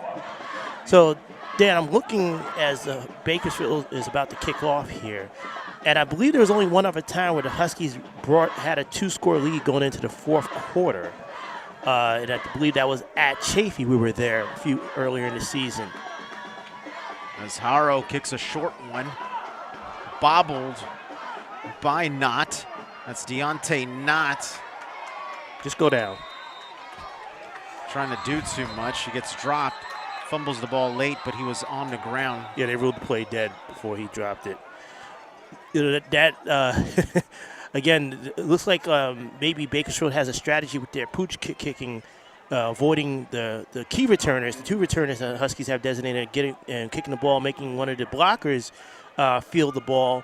Someone who's not as fast, someone who doesn't have the same type of hands, give Bakersfield a chance to get downfield to cover. And, you know, near disaster because the initial catch was fumbled before Knott was able to pick it up. But sometimes you got to know when it's not your time and just fall on the ball. First down here, run. C.J. Tanninghill tries to bulldoze forward, picks up about 2.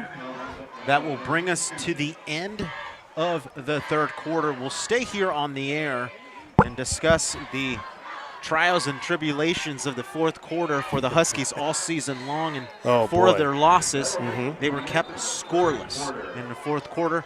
And now with a newbie quarterback in, Frank Alvarez, will he be able to take the heat and the pressure of the fourth quarter here? Yeah, your freshman quarterback, a freshman backup quarterback, and you got a situation he's going to have to make some throws because, again, the Huskies' running game is not the same because Gibson's not back there as a dual threat. And even though Tannehill has run the ball hard this game, the Huskies are not known for their dynamic running backs and being dynamic or being a game changer. So Alvarez is going to have to make some throws here.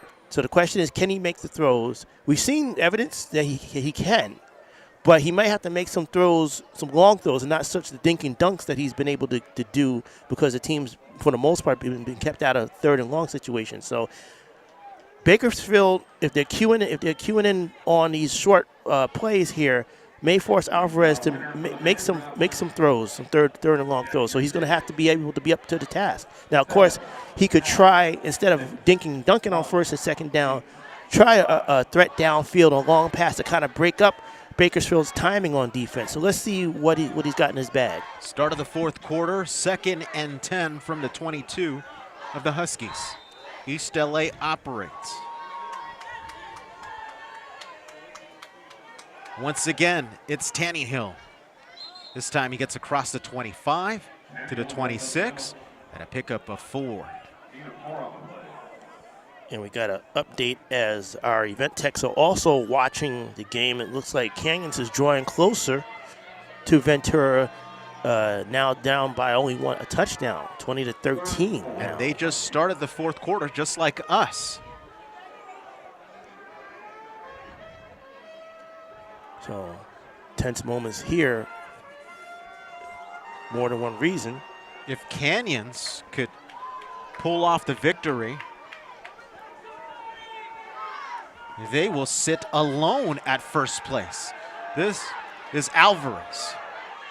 He will just throw it away. Oh, it looks like it was picked off. Dylon Tooker, I believe, picks it off. A late flag comes in the backfield. I mean, you got to give him credit. That's a great dive and catch because Alvarez was clearly trying to throw the ball out of bounds. Still no signal.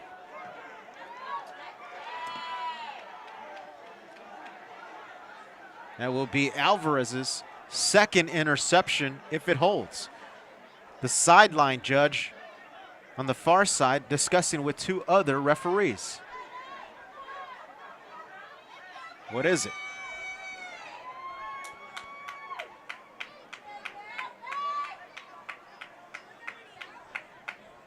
Big discussion at a critical moment in this game. I think the question is, did he get any part of his body inbounds? It's not whether he caught it or not, because he did catch it. Now, did he catch it inbounds is the question. Here's the call.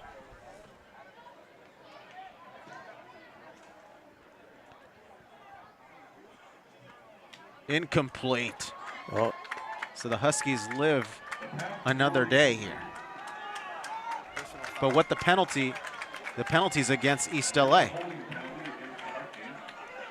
Oh, it's a holding? And a holding against the Renegades. So the repeat third down.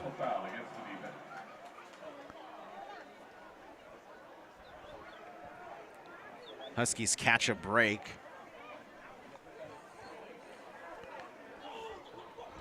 So Ventura definitely needs to hold their side of the bargain if they wish to make next week meaningful against East LA.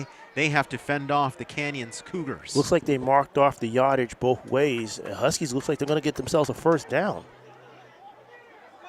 Look where they're placing the ball, Dan. They're placing the ball at the Husky 41. As the Huskies get pushed up. I mean, can we talk about what an incredible break that is? You go from trying to throw the ball away on third down to a holding call against you, to a near interception, to a holding call, but then having the holding call walked off, and then have a personal foul call and the defense walked off, and the result of that gets you your first down. But again, we talked about earlier about when these situations come up, when the Huskies get awarded or handed opportunities, what will they do with it? What can they do with it? Here the Huskies line up with 4 wide receivers, 3 near side. Workman, the lone receiver on the far side, as Alvarez and Tannehill are in the backfield. 4-man front for the Renegades. They bring in 5. Tannehill gets popped in the backfield. And there's a flag in the backfield too, usually where you might see a hold. Excellent tackle by Logan Bowers. Middle linebacker for the Renegades all over that one. 13 minutes, 59 seconds in this final quarter of play as we keep an eye on the Ventura game. Ventura leads 20-13.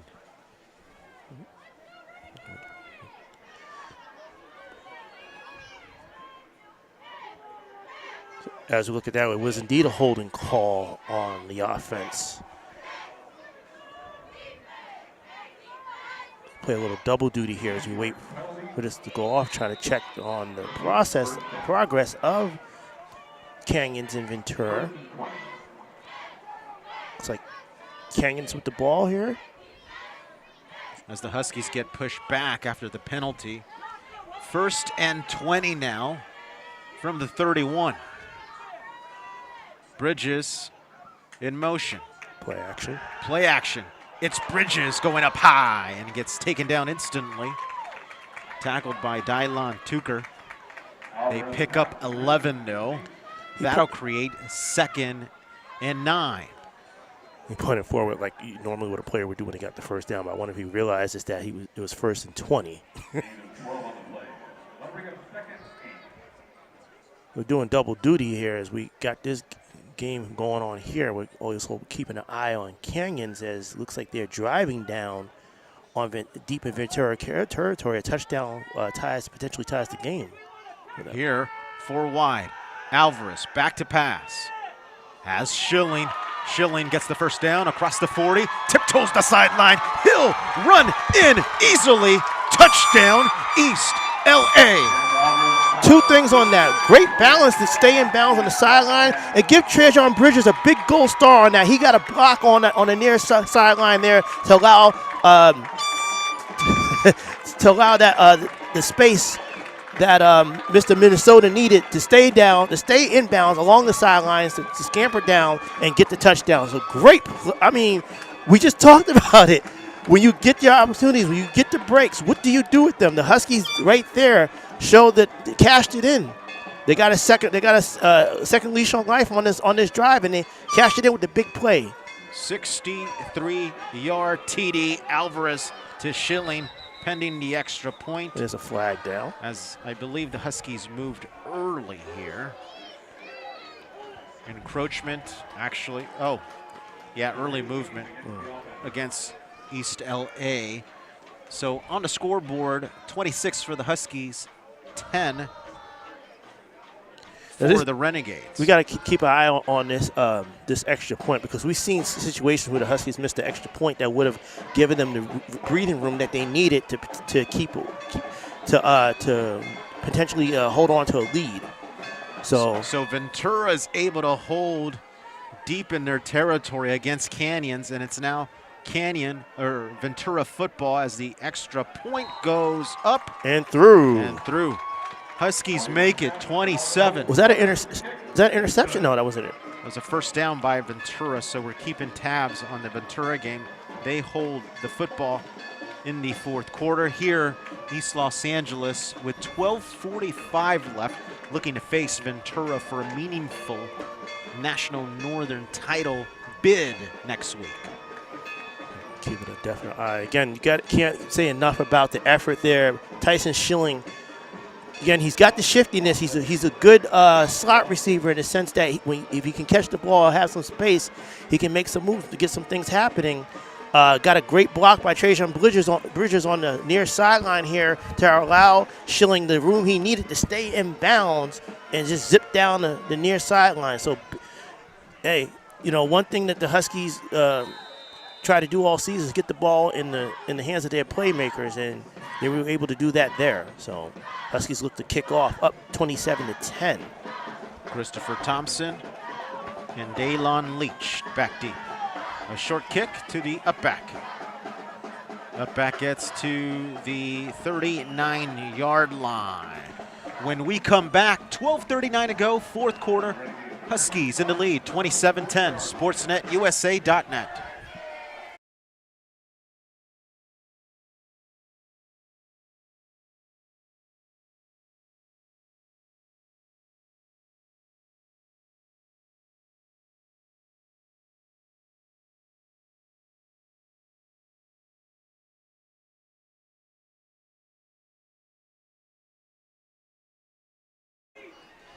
First and 10 from the 40 for the Renegades. From a pistol. Campbell. Big pop, big catch. And a flag down as well. Daylon Leach able to hold on to it, able to catch it. Looks like the refs didn't like something they saw on maybe that second hit. Maybe they're calling helmet to helmet or some sort of head hunting call. This looks like it's going to be a 15-yarder though on the Huskies. Yeah, big hit laid. William Dahm, who's been very active, has had a good game up to this point. They're going to wave it. They're going to wave it off. They're still talking. You saw one of the referees wave his hand. Got a feel for the effort of Daylon Leach, able to reel it in. Let's see. You see what they do. They are incomplete. Oh, so incomplete and then a personal foul.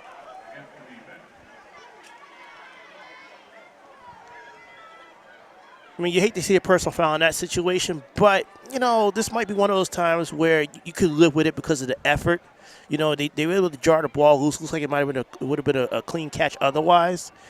And, you know, it doesn't look like it was intentional for maybe a helmet to helmet or hit or anything like that. But, you know, last week, a couple weeks ago, we saw a Husky player, a defender, fall on a player, and they just happened the way they fell, their helmet hit the other player's helmet, and the refs called that helmet the helmet hit. So, you know, they're just being really careful with the head hunting or the head hits. From the 45, first and 10. Play fake. Sack, wow. Perkins able to get his left hand in and disrupt Campbell and drop him. There's a flag on the far sideline at the 48, usually in an area where you would see holding, but let's see. On the clock, 12 minutes, 22 seconds to go in a 27-10 battle. Oh, no, an offsides call. Wow. Perkins jumped the gun again. You know, it's unfortunate because Perkins, unfortunately, has a bit of a bad boy reputation. Sure. Where, you know, certain things that might be close, that he doesn't get the benefit of the doubt from the referees. And that actually played a part a couple weeks ago when he was ejected from the game a couple weeks ago.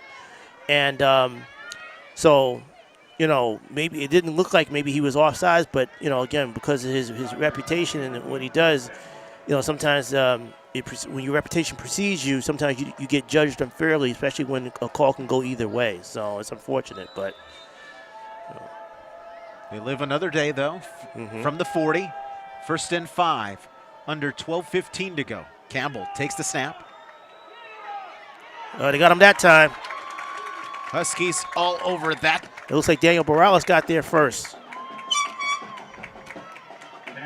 Morales, Perkins, and even Cam Robinson in the vicinity. That'll create 2nd and 8 now. From the 43 now. Under 11:45 in this one. Under 9 minutes in the Ventura game as Ventura still holds on against Canyons. If Canyons pulls out a miracle, they move all alone in the National Northern Conference. Handoff. Norwood gets spun around. Tackled by Ray Walters III. Give Ray Walters credit for a good open field tackle. And those tackles are important because it keeps that's the type of play that limits where you might have a 5 or 6 yarder or an 8 yarder, you limit it to 2 or 3 yards, and now it's 3rd and 5. From the 40. Under 11 to go. Let's see, they're going to either call encroachment or jump, or someone jumped. The 14 jersey of East LA, Quincy Ivory, pointing in the direction of the Renegades. Oh, the call, yeah, call some encroachment on defense again. The Huskies. That will bring an get automatic first down. Yeah, because of the 5 yards. So the Huskies are getting a little jumpy, a little too anxious, trying to anticipate the snap count here. You know, it's one thing. Okay, you got a 17-point lead. You want to pin your ears back a bit, but you still have to play smart. When the Huskies have scored in the fourth quarter this season, they have won. They have already scored here early in the fourth. 10:50 to go. Final quarter of play. Campbell looks left, throws left, nearly intercepted. Ray Walters and Jalen Martin there defending. He was running full speed as he put a hand out to try to snag that ball in. So it would have been a tough catch, but good play to defend the pass. That'll bring up 2nd and 10 from the 35, 10:43 left. Another exciting ball game here on SportsNetUSA.net. Huskies bring in 6. Quick pass, tipped in the air, still caught though. Jamal Thompson diving forward for the catch, just picks up 2. That will bring up 3rd and 8. Like J.J. McDaniel on the tackle there. So it's a little too much time left on the clock to start thinking about time as a factor here. You know, obviously with Bakersfield, you still got to think about, hey, listen, we need to score here. But if you're the Huskies, you don't want to start thinking about the clock as being your friend just yet. You still got to play each play and not lean on the clock to save you at any point. Ventura currently is driving as Campbell here tries to evade the Huskies. Has a man wide. Leads them too long. Jaheed Marks was open down the sideline. Huskies catch a break there. So now you got 4th and 8. It's in the area where you think maybe you go for it, but again, with 4th and 8, it's a tough call because, you know, usually, you know, if you had a really good punter, you can think about maybe a pooch punt that can try to pin the Huskies back within the 10. But I think this is a point on time where Bakersfield needs to go for it. 4th and 8 from the 33 of the Huskies. Campbell standing tall, steps up, throws, disrupted. Incomplete. Jalen Martin able to disrupt the pass, and a turnover on downs intended for Jaheed Marks. And the Huskies take over at the 9:47 mark of this 4th quarter.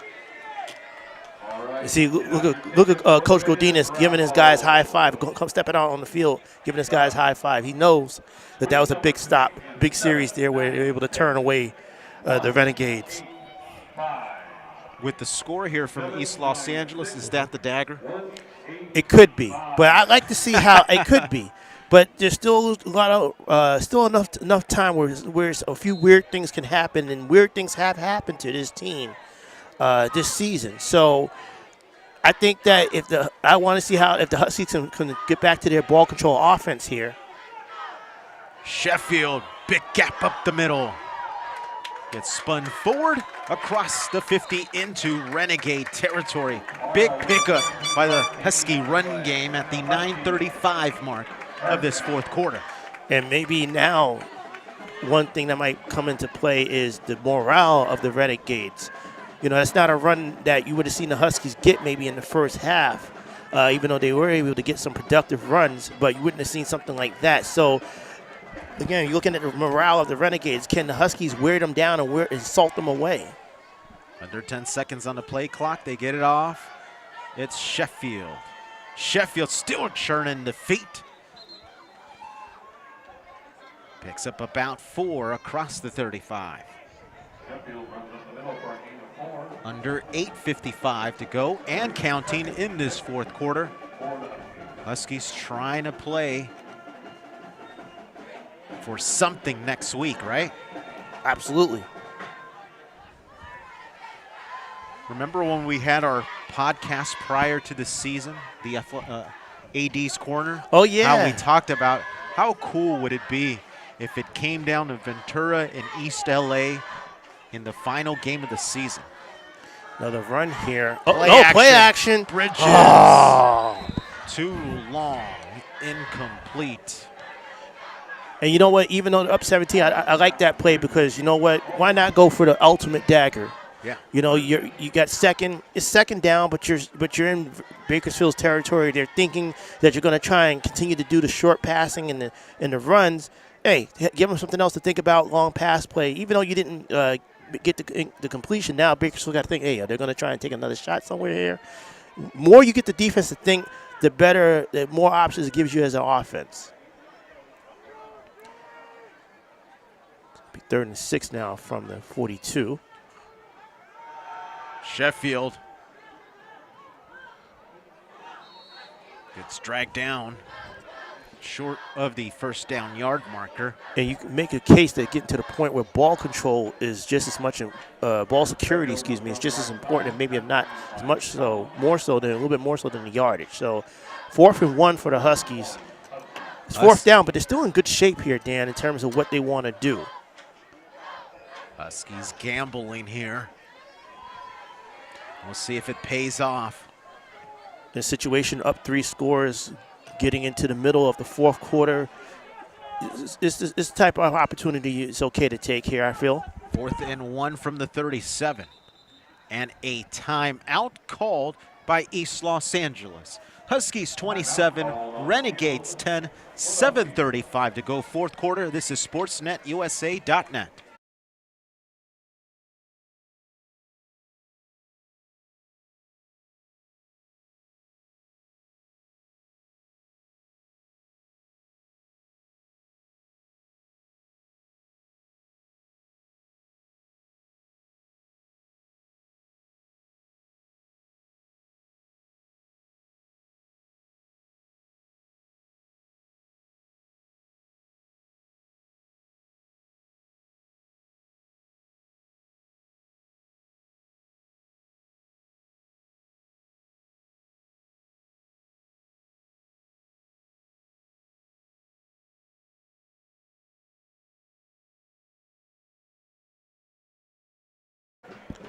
$7:35 left in this one. Huskies with the ball. Important 4th down. 4th and 1 at the Renegades 37. Trying to end the season of the Renegades are the Huskies. Alvarez gets another first down. Move the chains for the Huskies. 7:25 to go. 1st and 10 now from the 35. He needed 1, he got 2. And there's a flag now. Where is that? At least it's a dead ball flag, but still. Clock is held at 7:25. Dead ball. Unsportsmanlike conduct against East LA.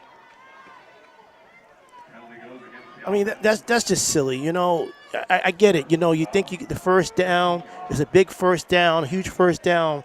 You're getting that much closer to icing this game, but you don't need a silly penalty there at that point. Just, you know, keep your head on, play straight up. You know, celebrate when the game's over. They would have been at the 35. Now they're at midfield, right at the 50. All right. Clock continues to wind now under 7 minutes and 15 seconds.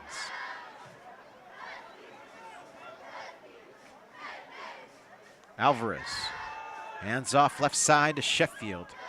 Sheffield picks up some of the lost yardage from the penalty, possibly 3.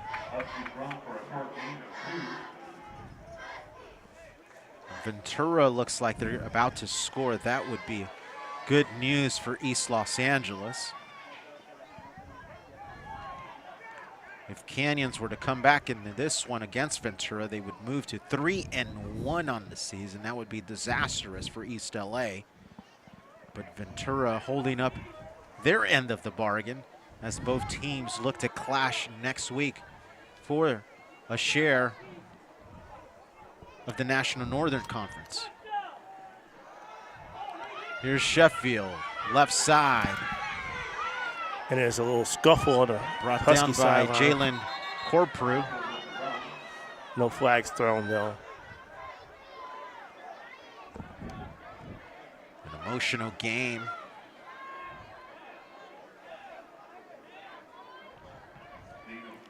So That's got a so time much. on that Ventura Canyons. There's 3:47 left in that one. Canyons holds on 3rd down. Or did they get a turnover? I think they're saying they Canyons picks up a fumble at the goal line against Ventura. So Canyons will have a chance to tie it again in the 4th quarter. But they'll need to march 95+ yards here, East LA, with 6:07 to go. 3rd and long here. The officials have taken over here and have stopped this one. But Canyons making it interesting at Ventura. They're waving off the flag.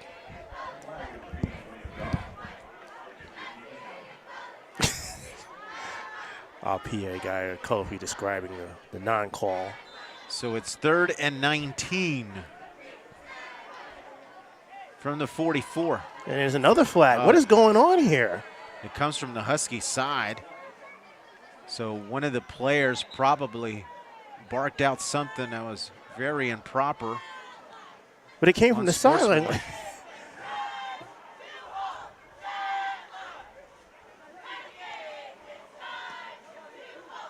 The disc is up. Someone's going to get ejected. Unsportsmanlike conduct on the Huskies. That'll back them up another 15. Talk about 3rd and forever.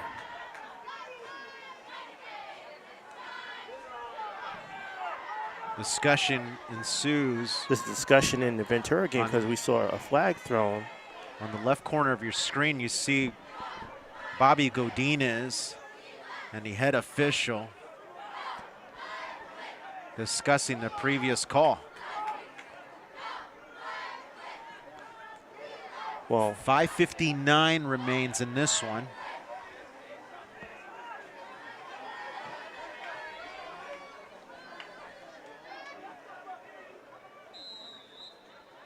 I wonder if some of this has to do with the fact that they got that key 1st down, and now things have gone haywire here. So, and do you believe that Huskies go as backwards if they've gone here? They've been able to chew up about 1.5 minutes of clock. Saldivar will carry. He'll get across the 50. Looks like he made a concerted effort to stay in bounds, too.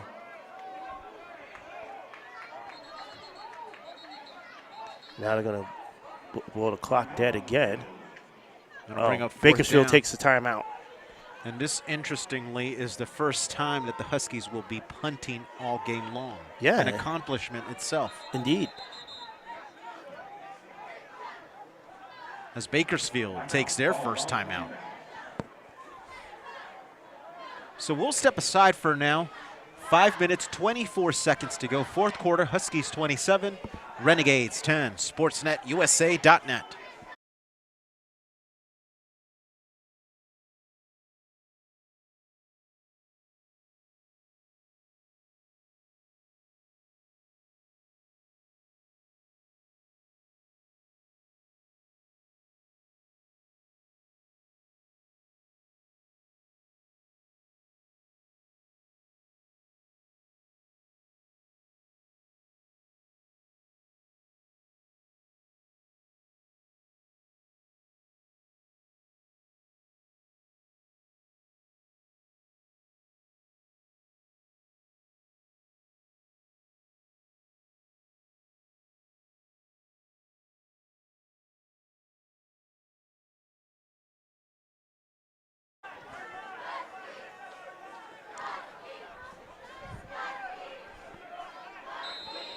Fourth down here, 4th and 21. This will be the first time that the Huskies will be punting the ball in this ball game.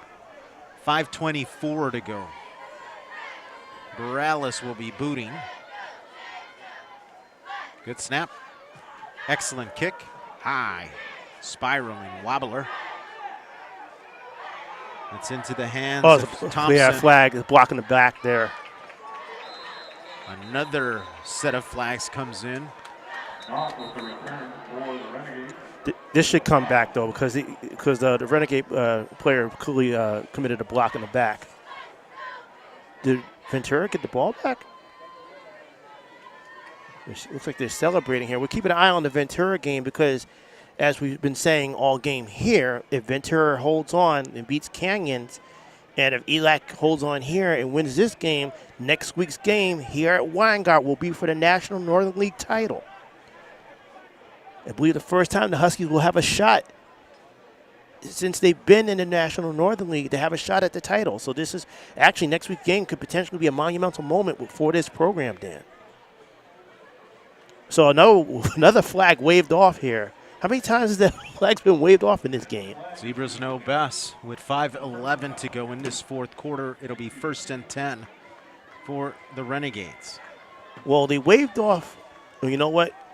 No, they waved off one flag, but I bet you they kept that block in the back flag because they backed them up from where initially they were tackled. So Renegades will take over at their 11. So the Renegades will start with an empty set, just Campbell in the backfield. 5 wide receivers. So empty set. In the Ventura game, it's 4th and long. Ball marked at about the 12-yard line for Canyons. They need a miracle play here, as do the Renegades. They need a couple here. Empty backfield. Huskies send 3. Quick pass incomplete, intended for Leach. 2nd and 10. So we'll keep an eye on the Ventura Canyons game as they come out for their 4th down opportunity.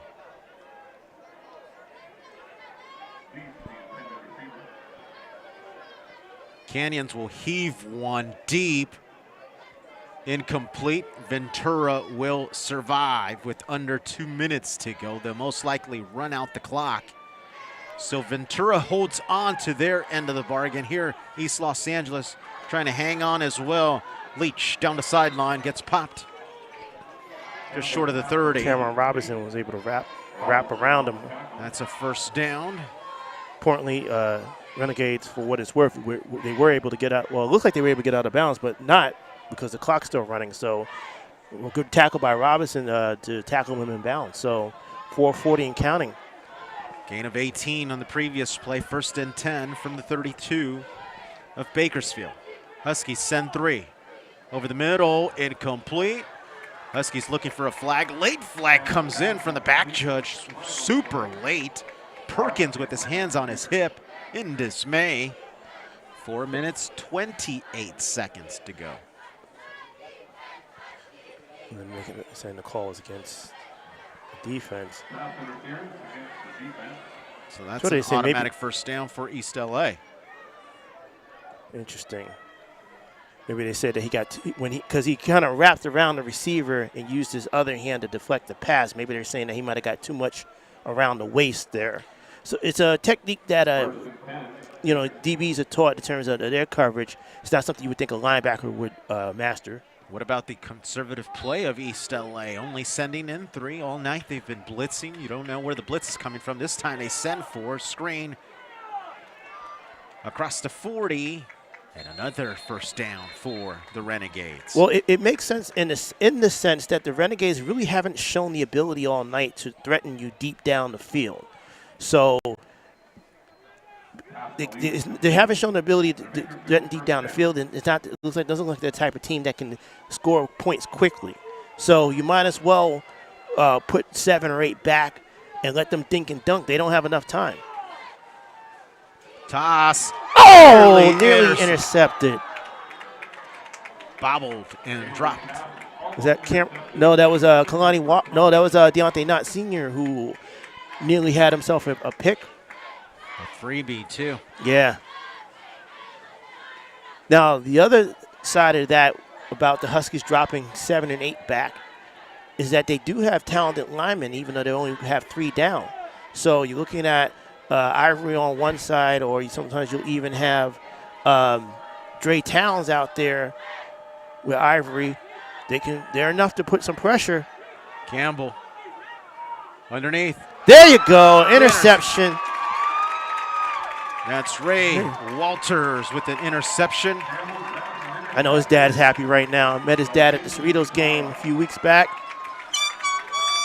And with 3:52 left, the Huskies will absolutely be able to ice this one. So now that we know that most likely will be the case, now we need to know if Ventura can hold up their end of the bargain.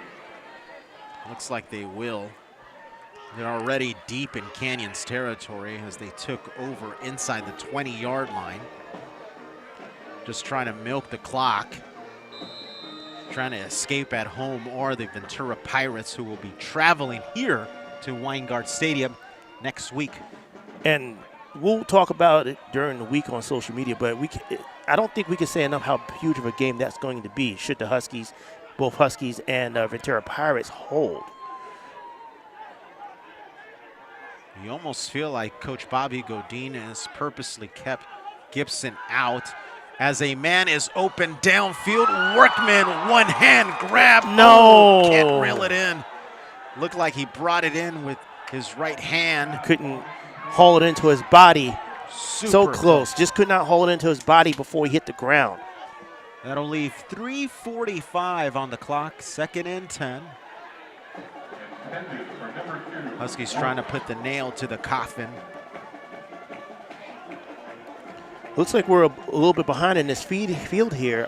Getting word that Ventura kicked the field goal to go up 10, 23-13 with 1:41 left.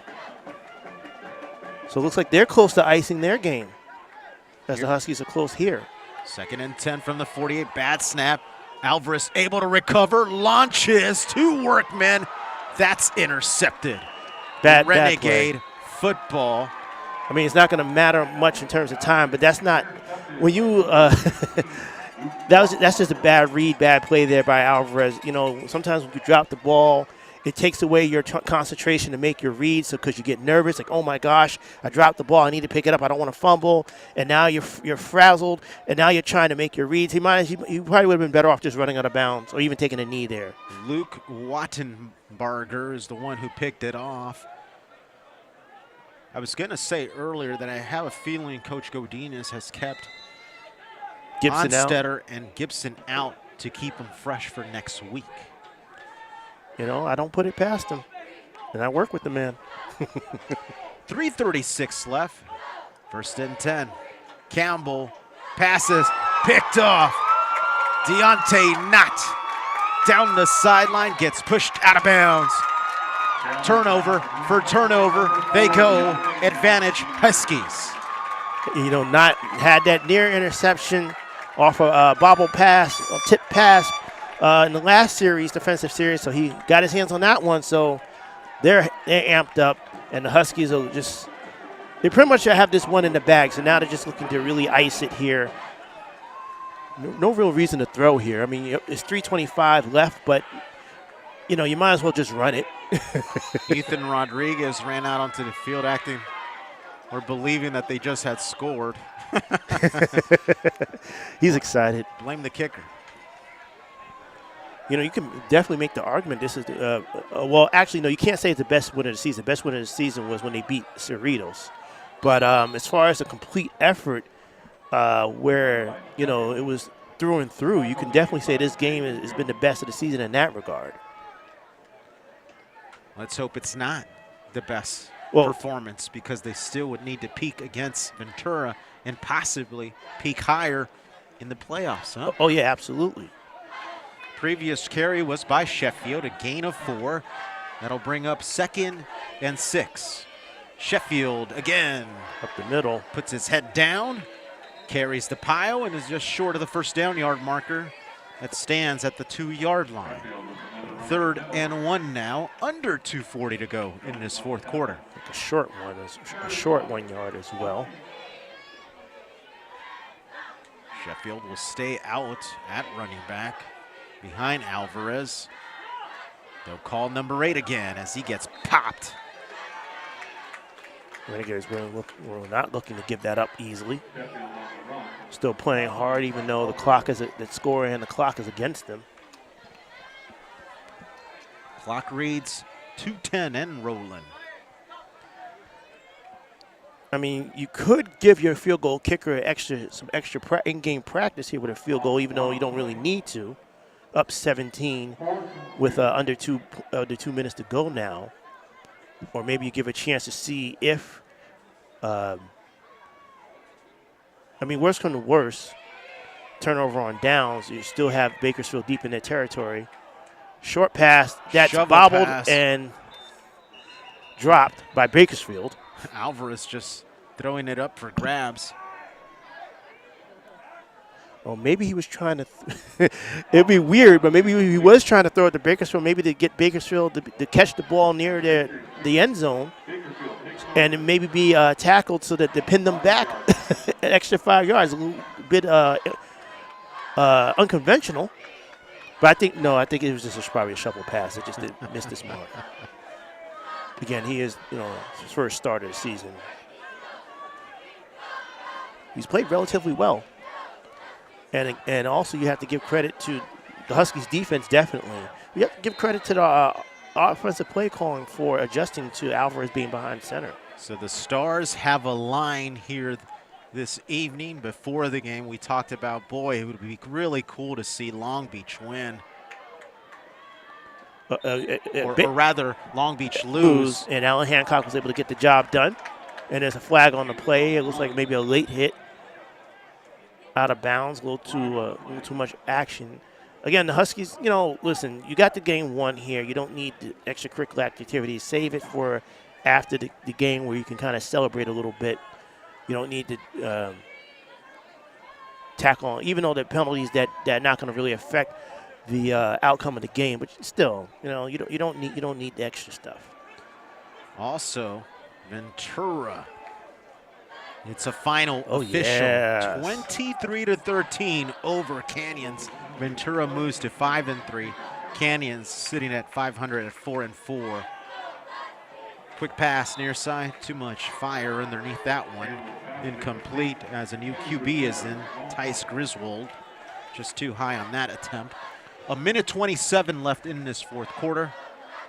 I mean, the way this season has gone, there's nothing more that the Huskies could have asked for. Oh, a sidebar. Riverside and Cerritos are tied at 45. 6:17 left in the fourth quarter. Of course, Cerritos. That would really help East LA as far as bowl game qualifications and state championship playoff qualifications, because East LA beats Cerritos. So if Cerritos could come up with victory against Riverside, that might just help boost East LA's strength of schedule. 1:23 to go. Which at this level plays a huge part in rankings. It's just as much of a factor as the records themselves.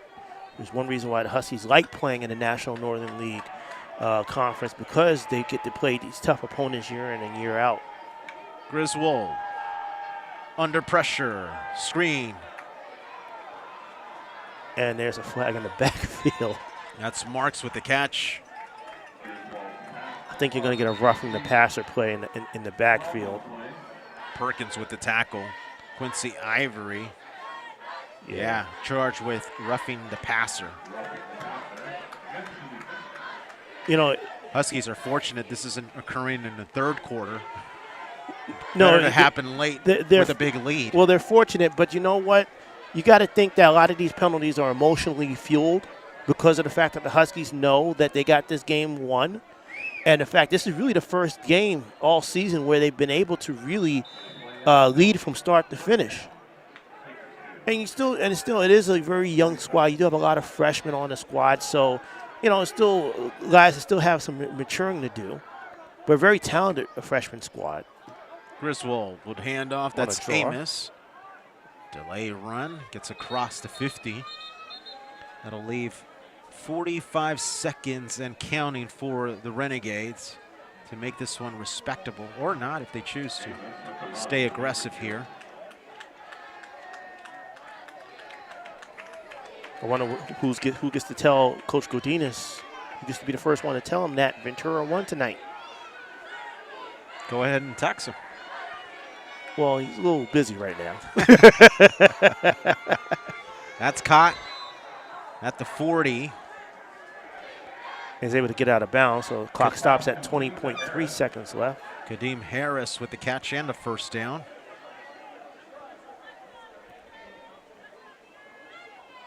We have first down for the Renegades. You know what? Why not? Live action. Our sports information director, Serwin texting Coach Gudino down at the field, giving him the breaking news of Ventura holding on to beat Canyons. Here underneath, it's caught past the 40. That should do it. Kadeem Harris with the catch.